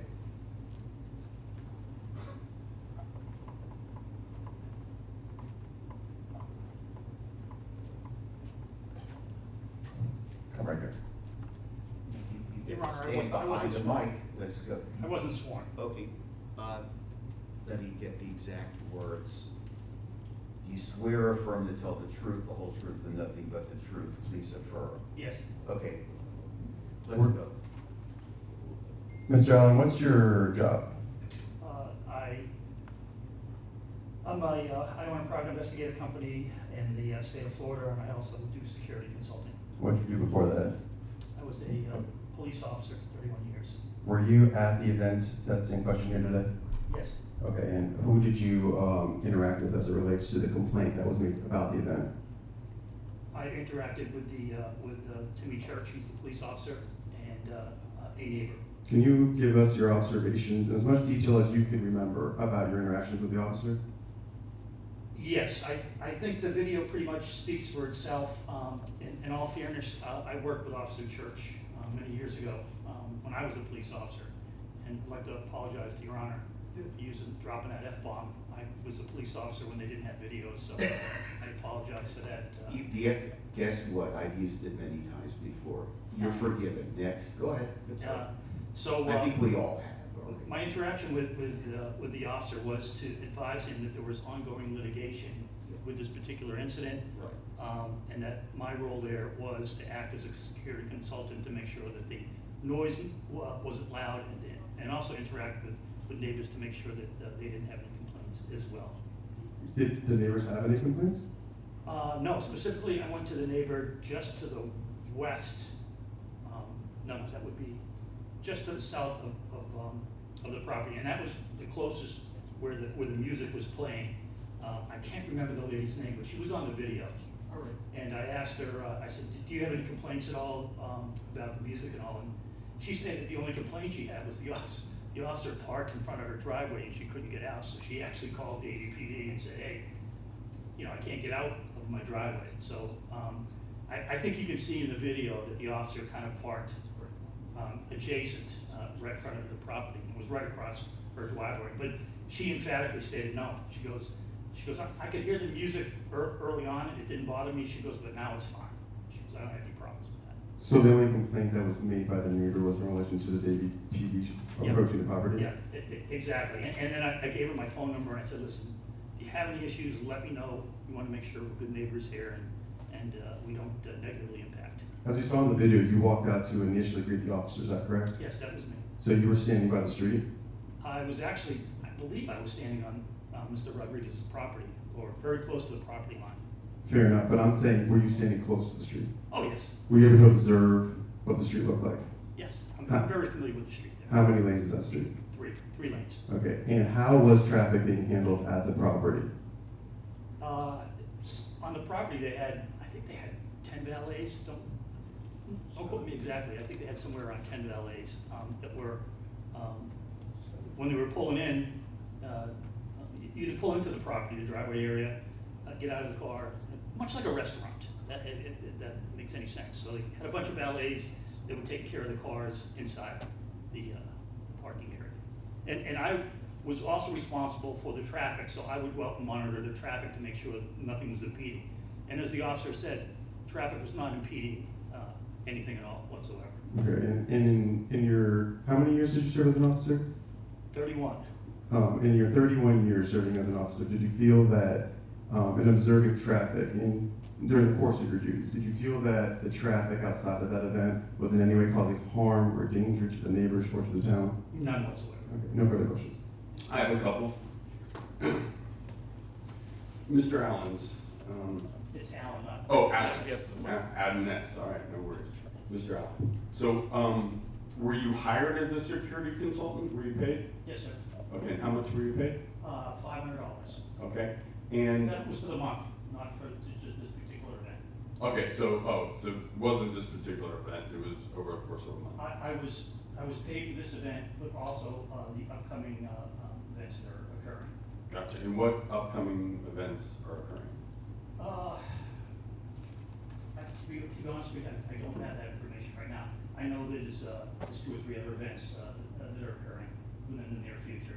Okay, and do you know what type of events?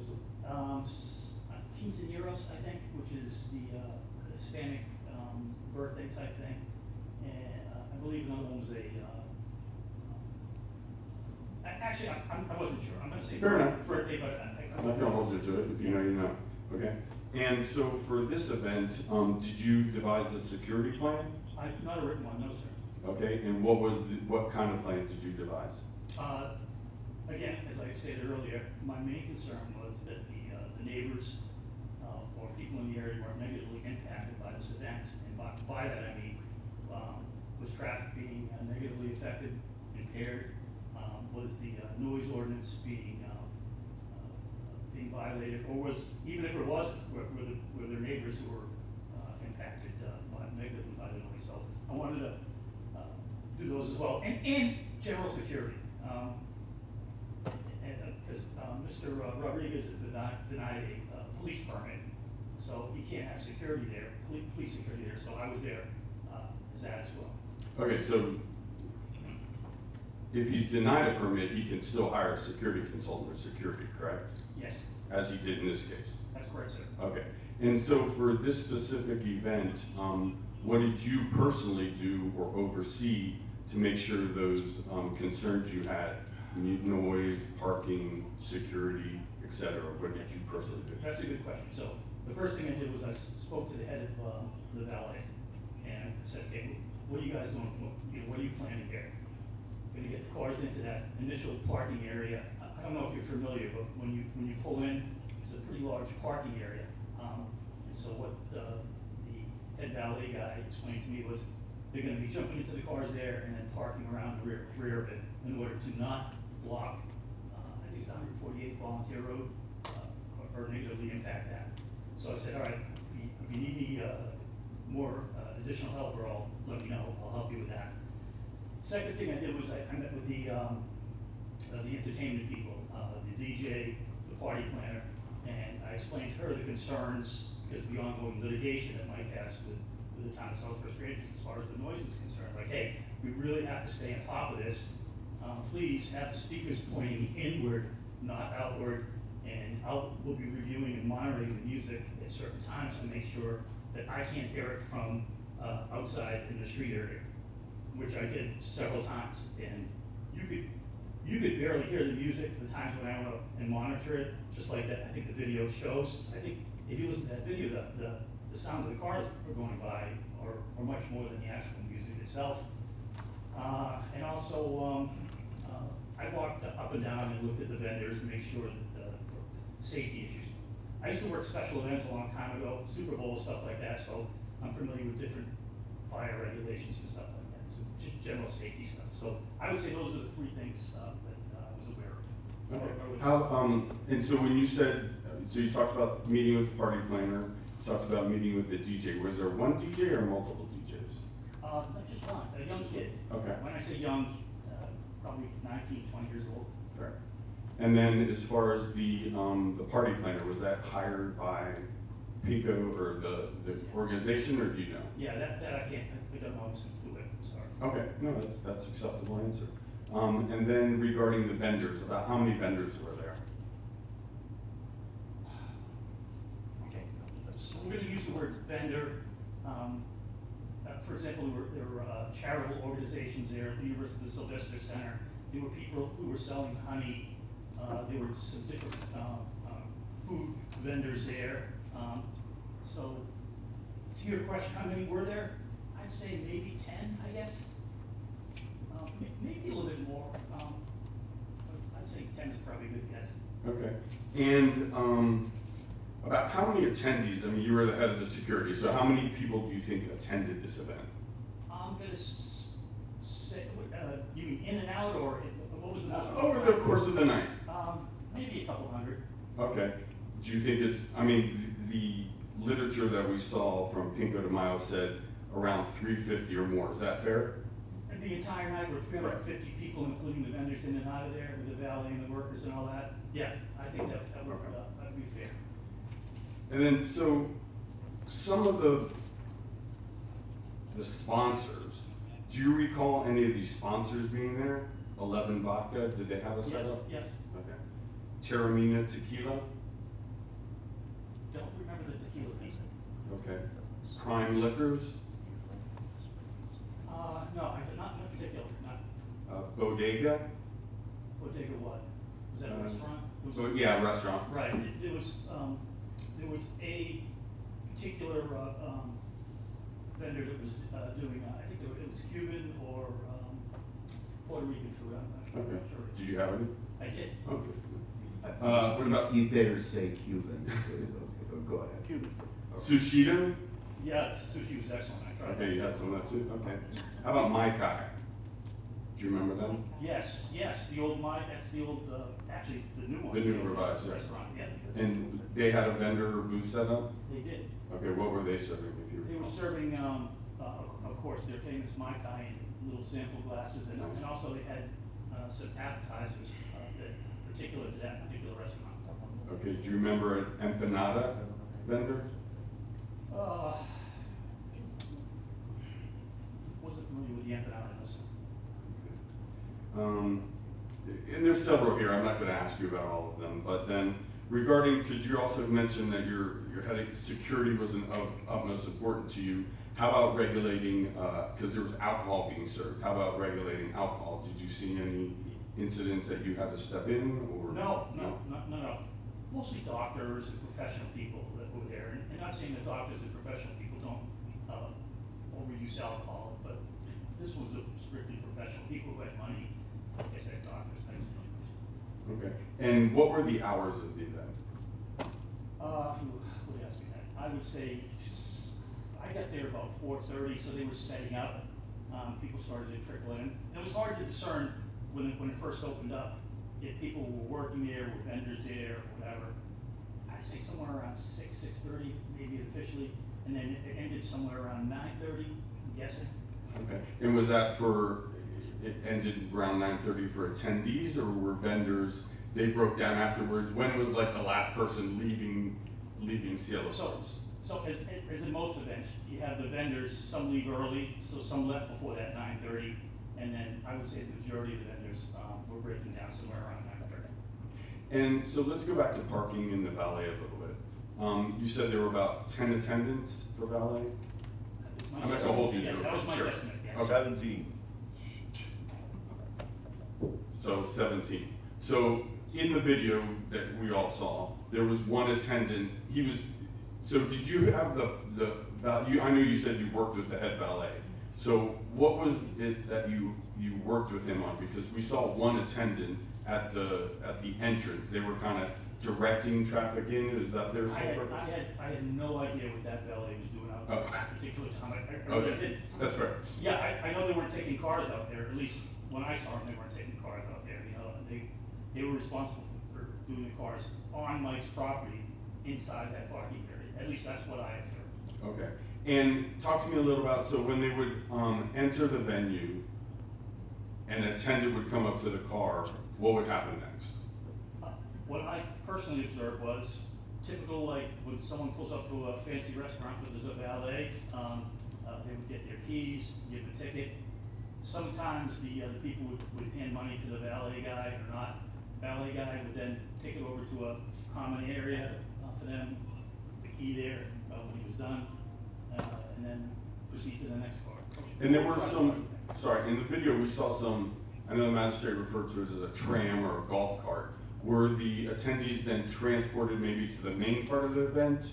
No, Okay. the tram was for, some people wanted to park their cars themselves, they didn't want the valets to do it. So they could park their cars in the back of the property, and it's a 5-acre property, so, and some of these people were elderly, so I can't speak for what Mike was doing, but I think the tram golf cart was used to facilitate the people who wanted to self-park out to the event itself. Understood, thank you for that. And then, so, do you know, was the entire property absent where the event was being held used for parking?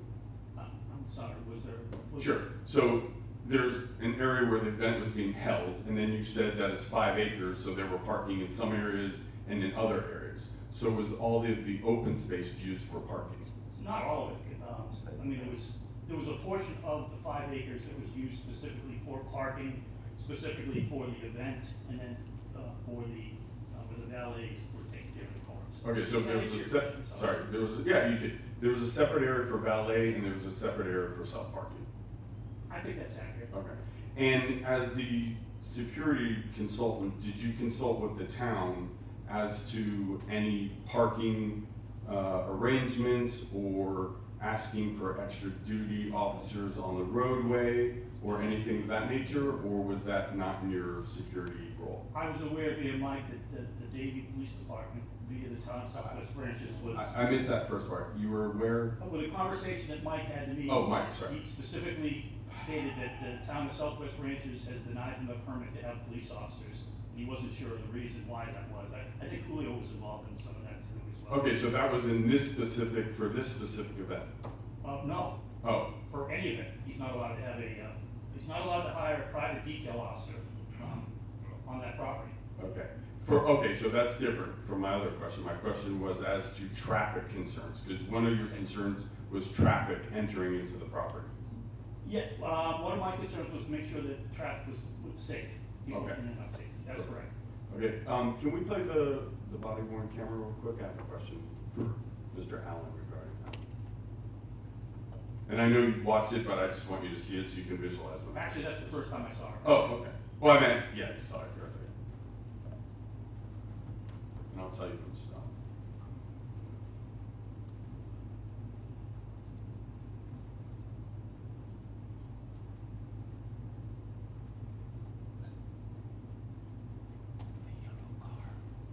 Can you speed it up till we have the sound?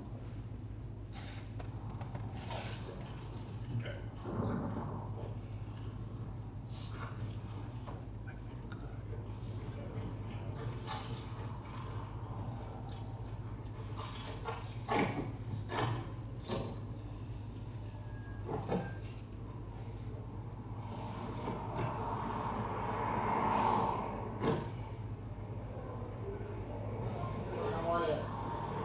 Is the property owner or the party manager here? Okay, can you stop it right there? Okay, you can see that, correct? Yes, sir. You see that white car turning in?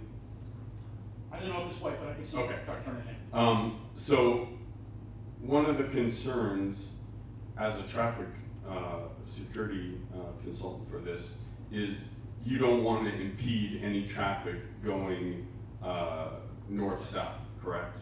Correct. Okay. 3 lanes, though, there's 3 Right. lanes. Yes. And the 2 lanes that are going north and south, north and south. And then there's a middle turning lane. That's correct, sir. Gotcha. Okay. So go ahead, continue.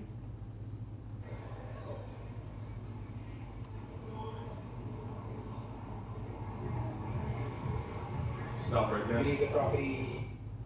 And you see that it is a white vehicle, right? Yes, sir. Okay. And so you would agree with me that he's not fully into the driveway of Cielo Farms at this point, correct?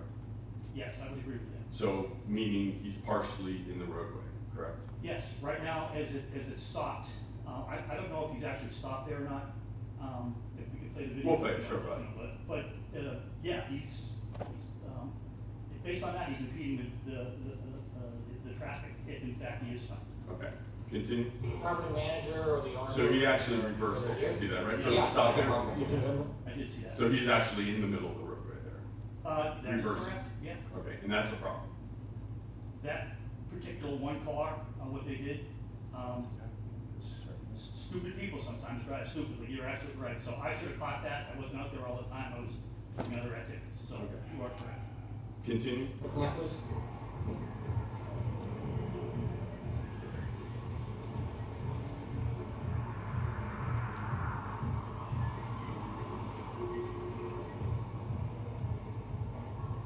And if I could comment, that's the parking area where you see the cars going in right now. Okay, perfect.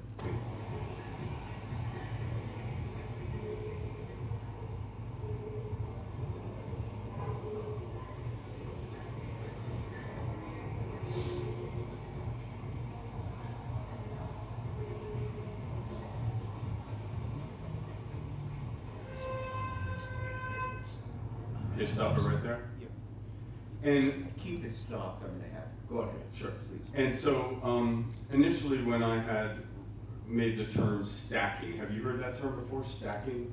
If you're talking in relation to cars, yes, I have. Okay, thank you, so as you observe this video, you would agree that that middle lane, right, there's 3 lanes, that cars are stacked along Volunteer? I think that's fair. Okay, thank you. Magistrate, did you want to jump in? Yeah, just question if you can. There's this very fancy, Magistrate, we can't hear you. oh, I'm sorry. There's this very fancy overpriced yellow car there. Forget that. Okay, that's one. I see 2, 3, 4, 5, 6, 7, 8, 9. Could it be anywhere from 8 to 10 cars that are stacked? In the non-through lanes, I think Yeah. it would be accurate. Okay, all right, cars. In the non-through lanes, Right. Or turning lane? in the turn lane. Cars. Magistrate, can I continue? Oh, yeah, please, that's, I Okay. just wanted to start. Keep rolling. Yeah, go ahead. Please. Thank you. It's louder than that.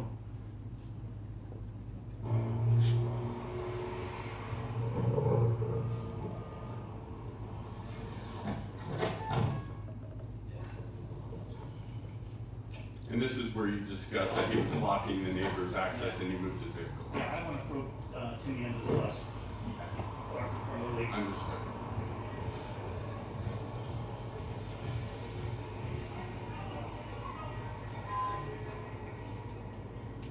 All right.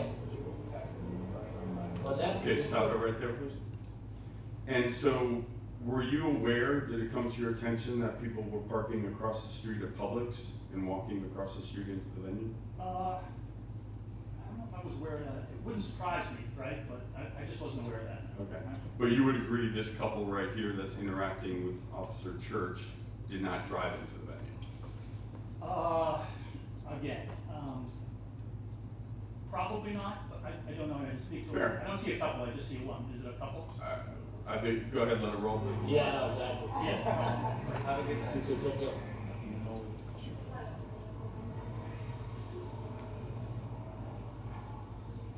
People get nervous person, you see a police car all the time, too, so Fair. they stop and they don't proceed, so that could count for some cars stacking up. You know, like when you go on 95 and there's Sure. a police car, everybody slows down.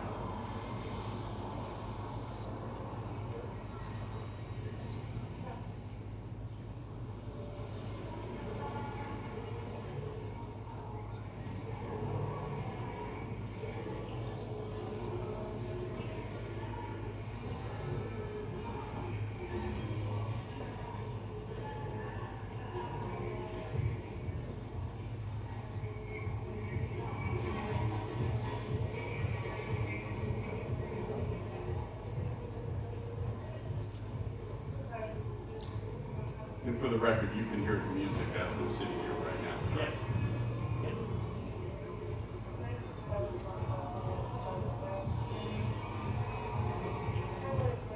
And approximately how many times did you come out to check on the traffic situation throughout the night? I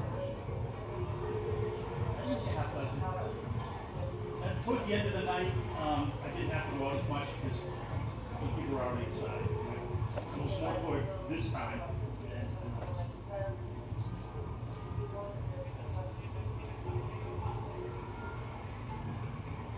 Stop it right there. And you would agree this is another situation where that white SUV to the left is impeding the roadway, correct? I would say that, yeah, he's trying to come in and he shouldn't have made that turn. He should have waited for it.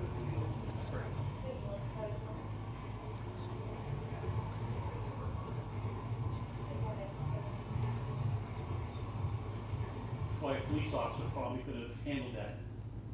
I'm not allowed to direct traffic. Understood. Police officer could have done that. Well, originally when we saw the video, we saw the valet directing traffic. Is that I didn't correct? see it. I didn't You see didn't that. see that? Well, I saw him waving at somebody, but Okay. when I was there, I told those guys, do not direct traffic up there. You're not allowed. Gotcha. Just like I wasn't allowed. Sure. Continue.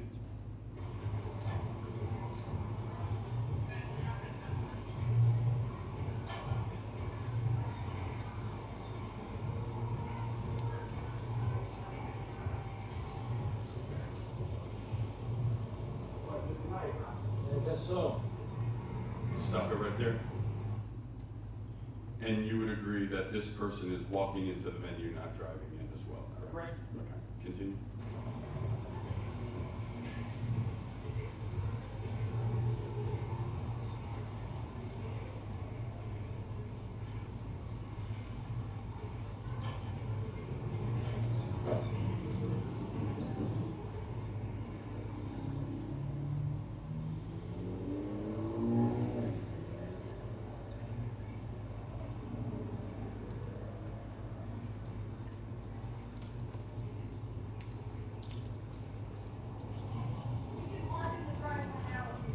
No, I'm just trying to wait for the owner to come out. Stop it right there.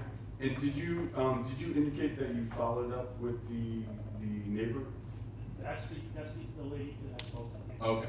And she indicated to you she was not the complainant, is that correct? She indicated to me she was not complaining about the music and she didn't complain about the music. My initial conversation with her was, hey, you know, did you making a complaint about the music? And she said, no, the music is fine. Okay, and that kind of goes with what the officer, when the initial reaction, which you'll see here, is the case, correct? I'll take your word. Go ahead, for it. play. I'm actually new to this whole thing, so it's my first time dealing with them, so I'm not sure.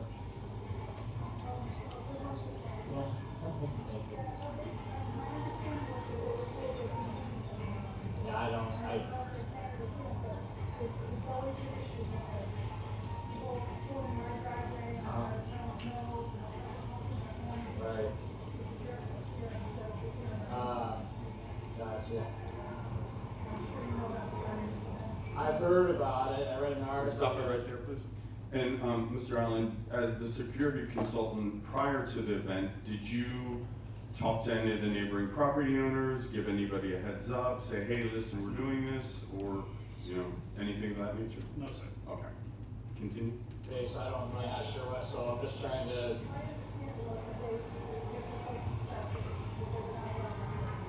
yeah, I'm not sure. I don't know. All right, thank you. All right, How you doing? stop it right there. All right, actually, that continued still rolling. Are you the manager or the party? Okay, stop it right there. So, how were you initially advised that there was an officer on scene? That's a good question. I think maybe the valet came in, but I'm not sure. That's fine, that's a Yeah, fair I was- answer. I know that I was with Mike at the time, when someone approached us, and yeah, I'm pretty sure that was it. Okay, that's fine. All right, continue. Hollywood cop, 30-year retired, Richie Allen. Did you work with my brother Mike? He was in Dayton, yeah. I work in Allen. Oh, did you really? Oh, that's Yeah, right. yeah. I was the real Richie Allen, not the fucking fake one. Yeah, that's right, now. Yeah. All right, so, you complained to me from the neighbor? No, not her. I don't know where it came from our dispatch, someone called in about the noise. Okay, so let me give you the heads up, all right? Are we on Okay, camera right that's now? fine. Okay. So, were there, so as the security consultant, as to the traffic, you went out to check on the traffic because of your concerns, you said maybe a half dozen times, is that fair? Fair. Okay.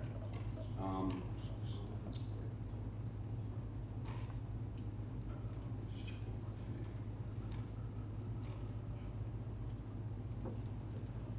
Were there any other security concerns other than the ones that we spoke about? Traffic, parking, and just general security that you, as your duties as the paid traffic consultant for this, were concerned No, about? it was a pretty easy event. Nothing that I can recall right now. But just for the record, Sure. there was a homicide detective in Allendale named Richie Allen. Ah, okay. And I worked homicide too, so we used to get our subpoenas mixed up all the time. So that's why that reference, I'm the real Richie Allen. So that's, Fair. and I'm sorry. Well, you look like a Richie Allen. I was the city attorney for Hallandale Beach as well, so there you go. There So, you okay, magistrate, I don't have any other questions. I don't know if you do or council does, or I Mr. don't. Volk. Let's not forget about Mr. Volk. Council, just a couple, then right to the director.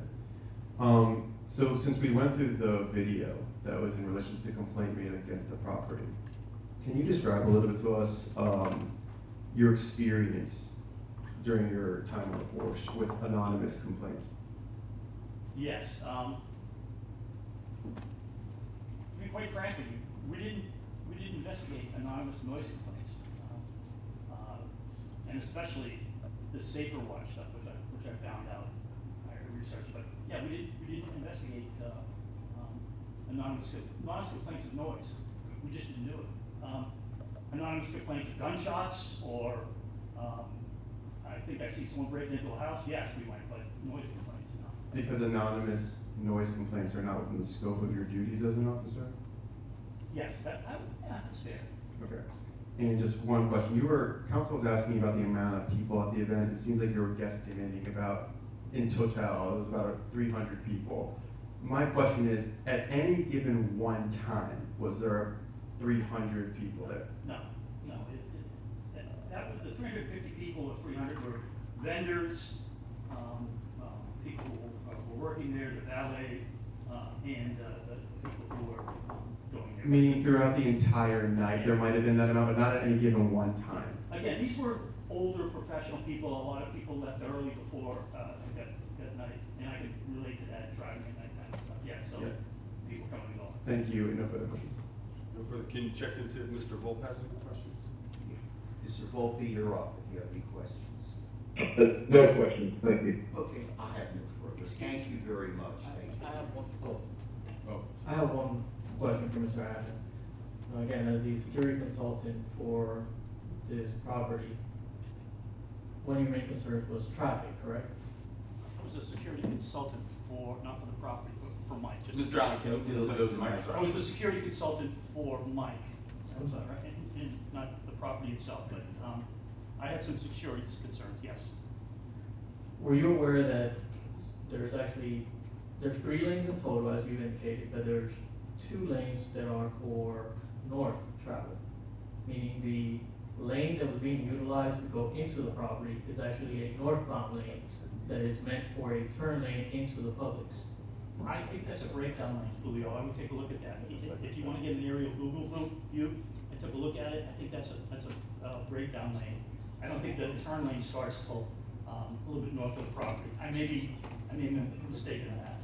I do have photographs taken from Google, which I'd like to show Mr. Allen. if that- Sure, please go ahead. Can you show the turning as well? Would you share that with Mr. Simons? Yeah. Come on up. This gives me no reference though. You know, if I could get an aerial view, I'm sorry. Can you put it up on the screen? Pull it up I on the just don't have a reference, this is not the best, Understood. for me to make an opinion. We're gonna pull it up on the screen for you. Okay. Yeah, thank you.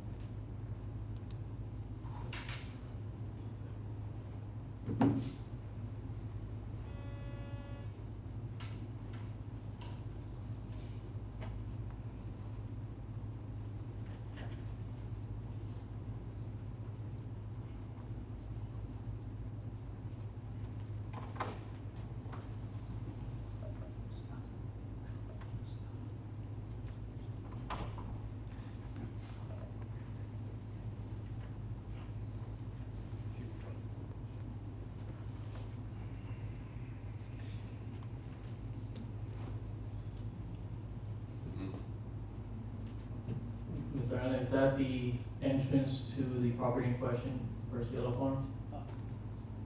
I'm gonna approach. Sure.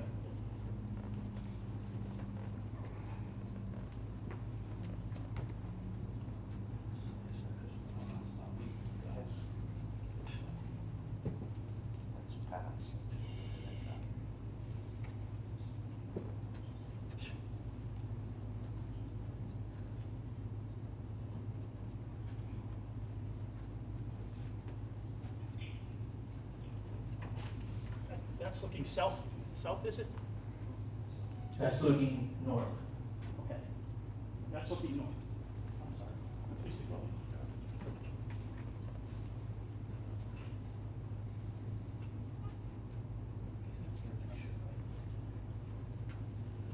Okay.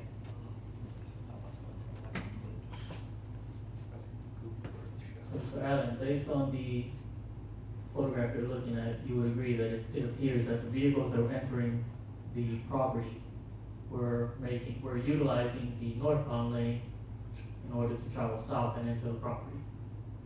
You asked. Based on the photograph you're looking at, which depicts Volunteer Road, northbound lanes, there's a turning lane that is meant for the Publix plaza.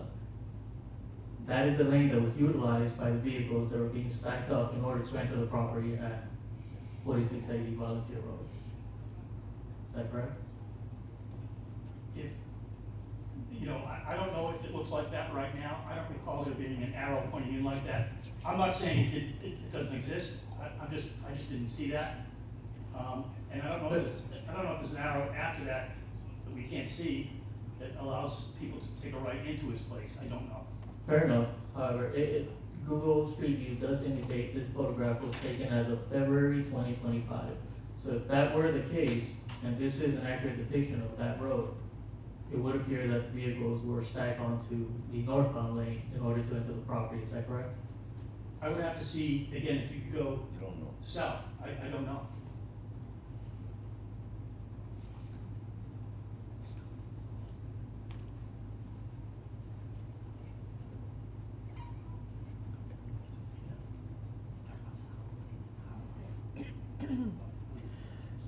even though it is faint, you can also see the two solid yellow lines, which typically indicates there's a change in direction.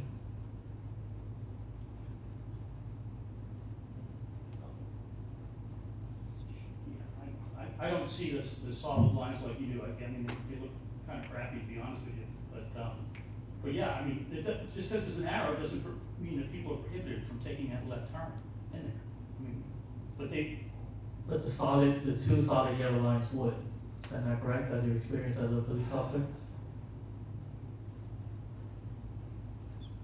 I don't see the two solid yellow lines. I see intermittent breaks in those yellow lines. Especially where that arrow is. Understood, they're very faint and a bit worn out. Okay, well, if they're worn out, then they're not there, right?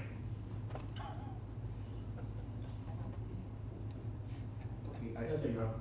okay, I think that there's already testimony that there was stacking of 8, 9, or 10 cars in one lane to be turning.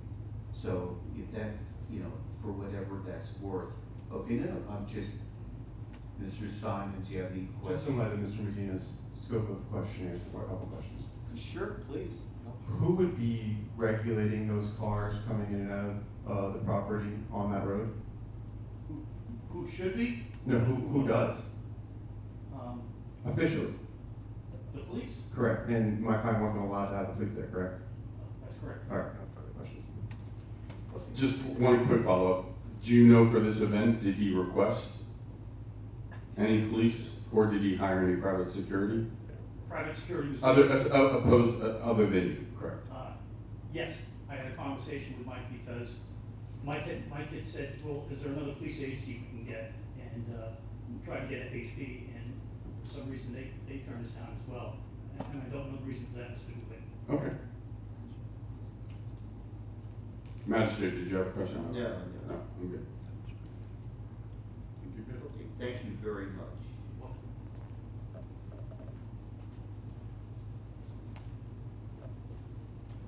Okay, anything else from anyone? Mr. Volpe, are you still there? Mr. Volpe? Yes, I'm still here. That's okay. I have no questions for Mr. Allen. Okay. All right, any further testimony, any further evidence, documents, besides the brief closing argument? I think we can move on to closing, right? Yeah, okay, what I'll just say, I wanted to look up and I finally went on the Wi-Fi with this city.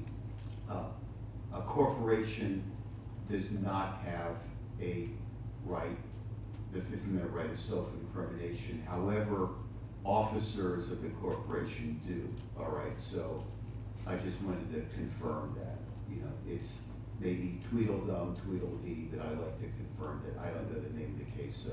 Plus, he's not under subpoena and it's your decision, okay? No, yeah, that was consistent with what we said, they're corporate officers. I'm just verifying that it's consistent, but I did say that corporations are persons, but they're not persons for the Fifth Amendment.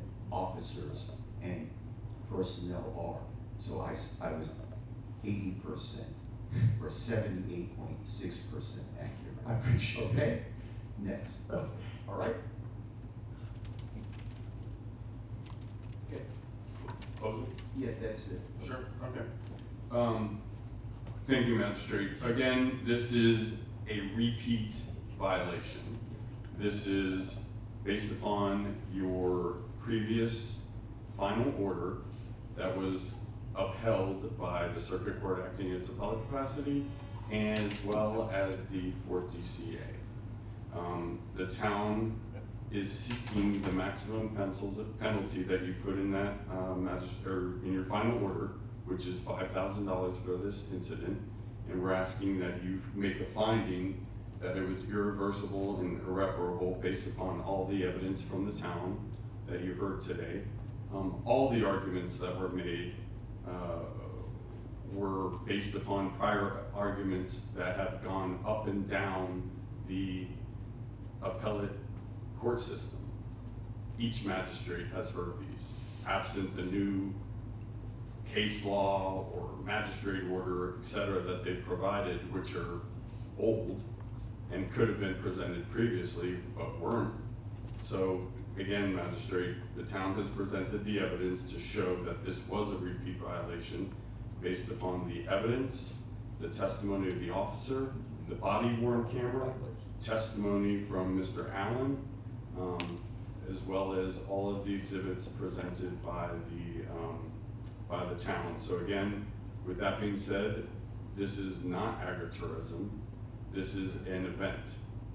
This property is being used as a commercial event venue. It is not in the spirit, nor does it comply with the agritourism statutes. We've gone up and down regarding that the barn was newly built and made just to house people and for events like this, and that's exactly what's being done. This is not in the spirit of the agritourism statute. That statute is meant for hardworking farmers in an effort to supplement their income. It is not meant for somebody to buy a property, build a huge entertainment event venue, and then house events, commercial weddings, birthdays, bar mitzvahs, everything. It's not what the statute was meant, nor is what it's supposed to be. So for those reasons, the town asks you to uphold your previous order, find that's a repeat offense, and fine them the maximum of the $5,000. Thank you. Yeah, I have a question, and you can both pose it. The citations here, it was an event citation in one of the statutes. It's either 045-050, that's permitted principal use of one single family detached dwelling on a lot of record. Clearly, barn is not that, but putting that aside, there's also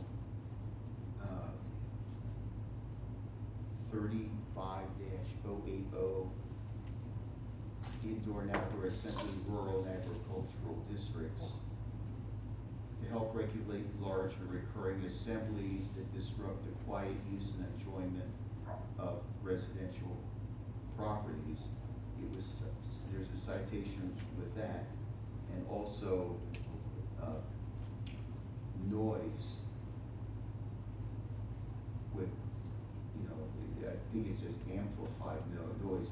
So can I consider going with 3 violations here? Because what's your position about that? Because sir, laugh all you want, okay?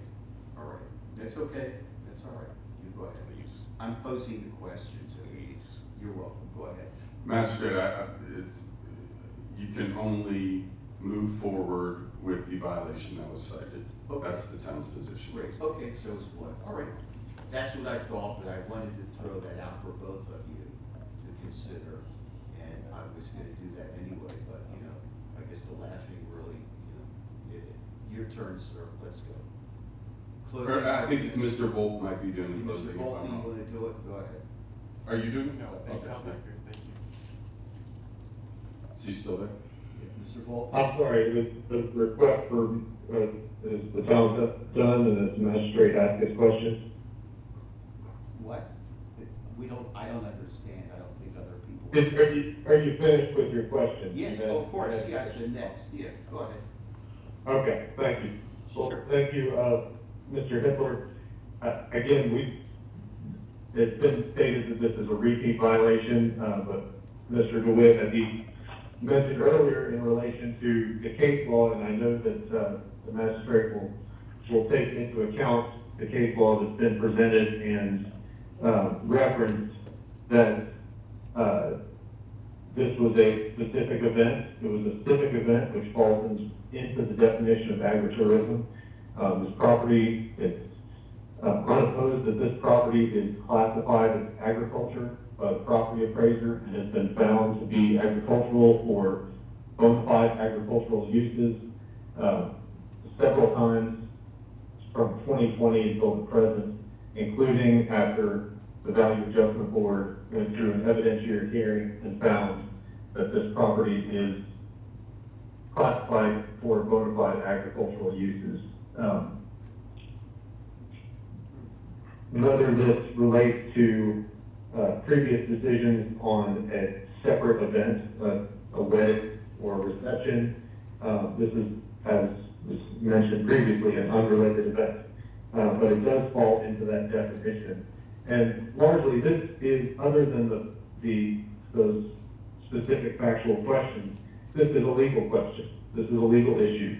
And there is new information. The Value Adjustment Board's decision, the case law, the Florida Department of Agriculture and Consumer Services have all confirmed that the intent of the statute is to be broad. It is even in 570.85, the legislative intent, the legislature sets the definition, the legislature sets the interpretation, and then set the intent of the statute. And it is the intent of the legislature to eliminate duplication of regulatory authority over agritourism as expressed in this section.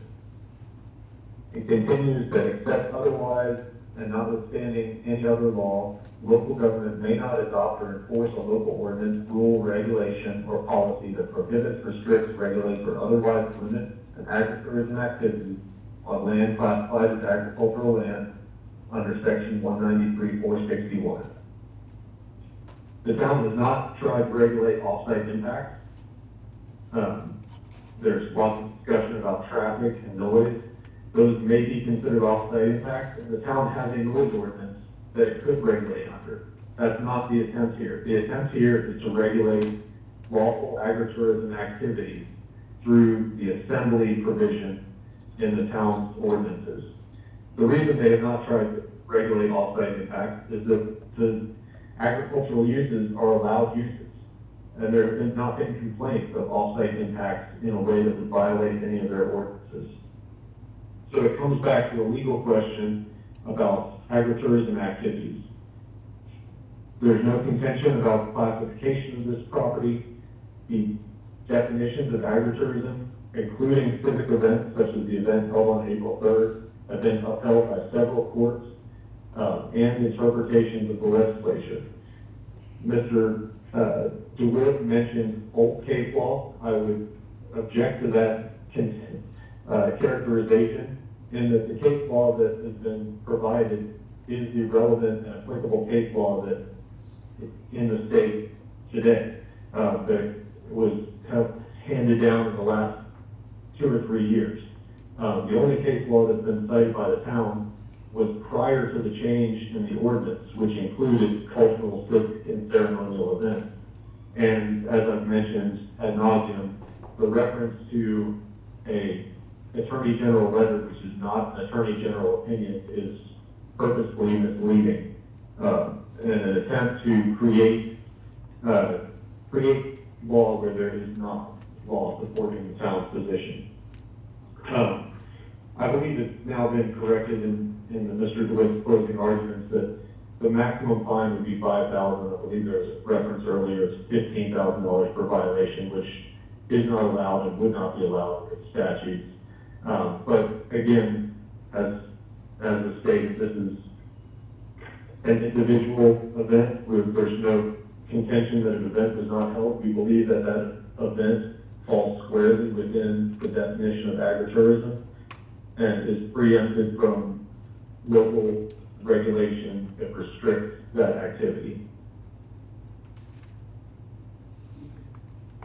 We would ask that, based on that the magistrate find that this was preempted by state law and dismiss this violation. All right, any rebuttal, brief, or no? Okay, I've listened to the evidence. This is the second time I've gone through this. Just a quick backdrop before I give my ultimate decision.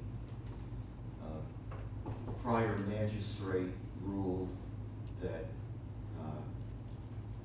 there was a violation of a number of statutes or code provisions, and ultimately that got reversed by the appellate court before I came on board. He retired, and when I came on board, I got hired to handle this matter, which I have. At the appeal in the first time, before I came on board, is I made reference to in my final order, as well as my final order denying rehearing and reconsideration. I posed the question both at the hearing, when I think Mr. Volpe was present, as well as made mention of the fact that was brought up in the appeal, whether or not they're precluded for raising it when I heard it the first time. Regardless of that, it was heard by me. All the evidence that was presented or could have been presented at the time, and I found that there were violations. It went up on appeal. The circuit court affirmed me. The Fourth District Court of Appeal denied certiorari, affirming me, and I quite frankly find this to be not only res judicata, but res judicata, res judicata, res judicata, okay? And I'm not finished yet. When I read through the documents that were put in about what was in the 2023 opinion, which was part, meaning it's to the barn, it's a structure built for the primary purpose of accommodating the public.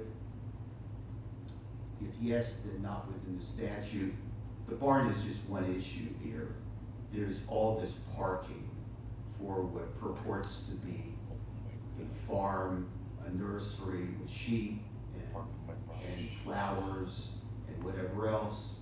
There's also a specific finding by the magistrate back in 2023 that it's more consistent with event space than nursery, and the sales were mostly to family and friends. I'm not sure, and I may conclude, in fact I will conclude, whatever motives the owner had here, only he knows for sure, but based on the evidence, the inferences, while this has an agricultural designation for not all the property, but for most of it, based on what I've seen with the sheep and the nursery, the main purpose here and the primary purpose here has nothing to, it doesn't have nothing to do with agricultural events. However, it has to do more with parties and those types of events, all right? And based on the evidence, and that's what I found in the prior ruling, okay? So what I will say also is that this event about the, we'll say the cancer research, the foundation and the 501c3, as commendable as that is, I might also be able to infer from the evidence that I don't know what's in the owner's heart or not in the heart. However, people that were on the property for this cancer event certainly were there with vendors and anywhere for what, $250 to $350 off and on, not at one time, all right? I don't think that's disputed. However, whether it would have been a cancer event or a wedding or any other event, it's prohibited in my opinion based on my earlier ruling and everything that I've heard even today, all right? So if people want to make a difference about cancer, incidentally, I suggest that you contact, what he did is up to him. But I also think it's called assumption of a risk, where you go ahead and don't apply for the permit. He thought he wouldn't get it. I don't know if it would have happened. That's your choice, sir, okay? At least you make the attempt, and you try to hammer it out. I have. Okay, well, there's been no evidence of that, sir. All right, sir, you've been told to take the Fifth Amendment, so No, Okay, no, it's up to you, all right? So, based I'm on. not in this course. Okay, sir, you have apparently a criminal case and you need to not say anything, all right? It's for your own benefit, I don't care, all right? Thank you, I can tell. Okay, it's up to you, all right? No, I'm just, I'm Yeah, not saying all right. anything. No So, problem. I'm gonna find that there are violations here, clear violations, substantial competent evidence, unquestionably. What I was gonna say before I got to a minor off the record, in record discussion is that if people wanna make a difference about cancer, contact the governor, okay? His wife is a cancer survivor, okay? Yeah. They're very intelligent people, well educated. Whether you agree with I them or- agree, 100%. I know whether you agree or disagree with the politics, I agree. very smart, okay? I agree. Congress, contact Congress, congressmen, congresswomen, our legislature, contact the White House, okay? Red or blue, it doesn't matter. Cancer doesn't matter if it's red or blue, okay? If you're red or- Okay, I know, all right, that's great. But regardless of that, I'm discounting that fact because it was an event that's prohibited here. And based on that, I really don't have an alternative but to make my finding and ruling and sustain the town's position. And I'll go with $5,000, because it is irrevocable, irreversible. If there are any future events coming up, that's up to, Mr. Rodriguez. You know, God bless him, he can do whatever he wants. But I don't really have any other way to make my ruling. I'm not gonna overrule myself. I'm not gonna overrule Judge Bauman and his colleagues in the circuit court. I'm certainly not gonna overrule the Fourth District Court of Appeal. That just really, there are really no new facts here, all right?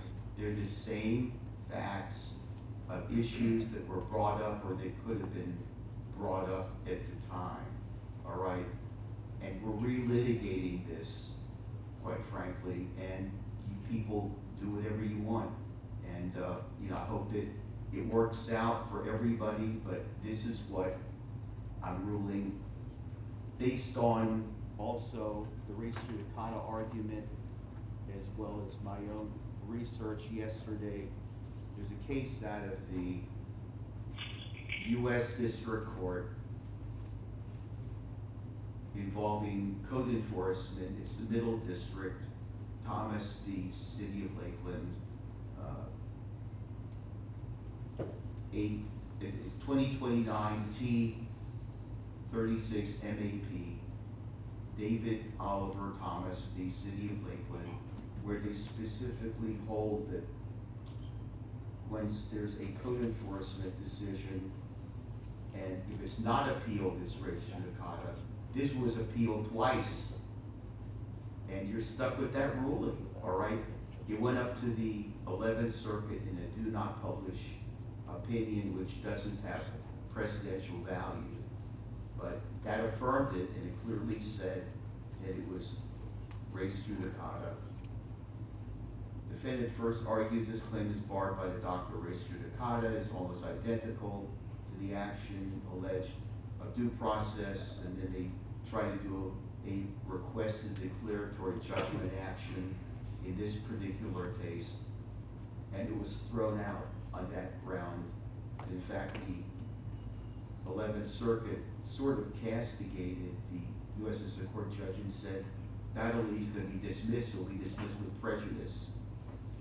Another case, Ricketts v. Village of Miami Shores, 232 Southern 3rd, 1095. In that case, they talk about procedural posture, facial versus as applied constitutional claims. The issue was what are vegetables? And the Code Enforcement Board, their Code Enforcement Special Magistrate, ruled what vegetables were.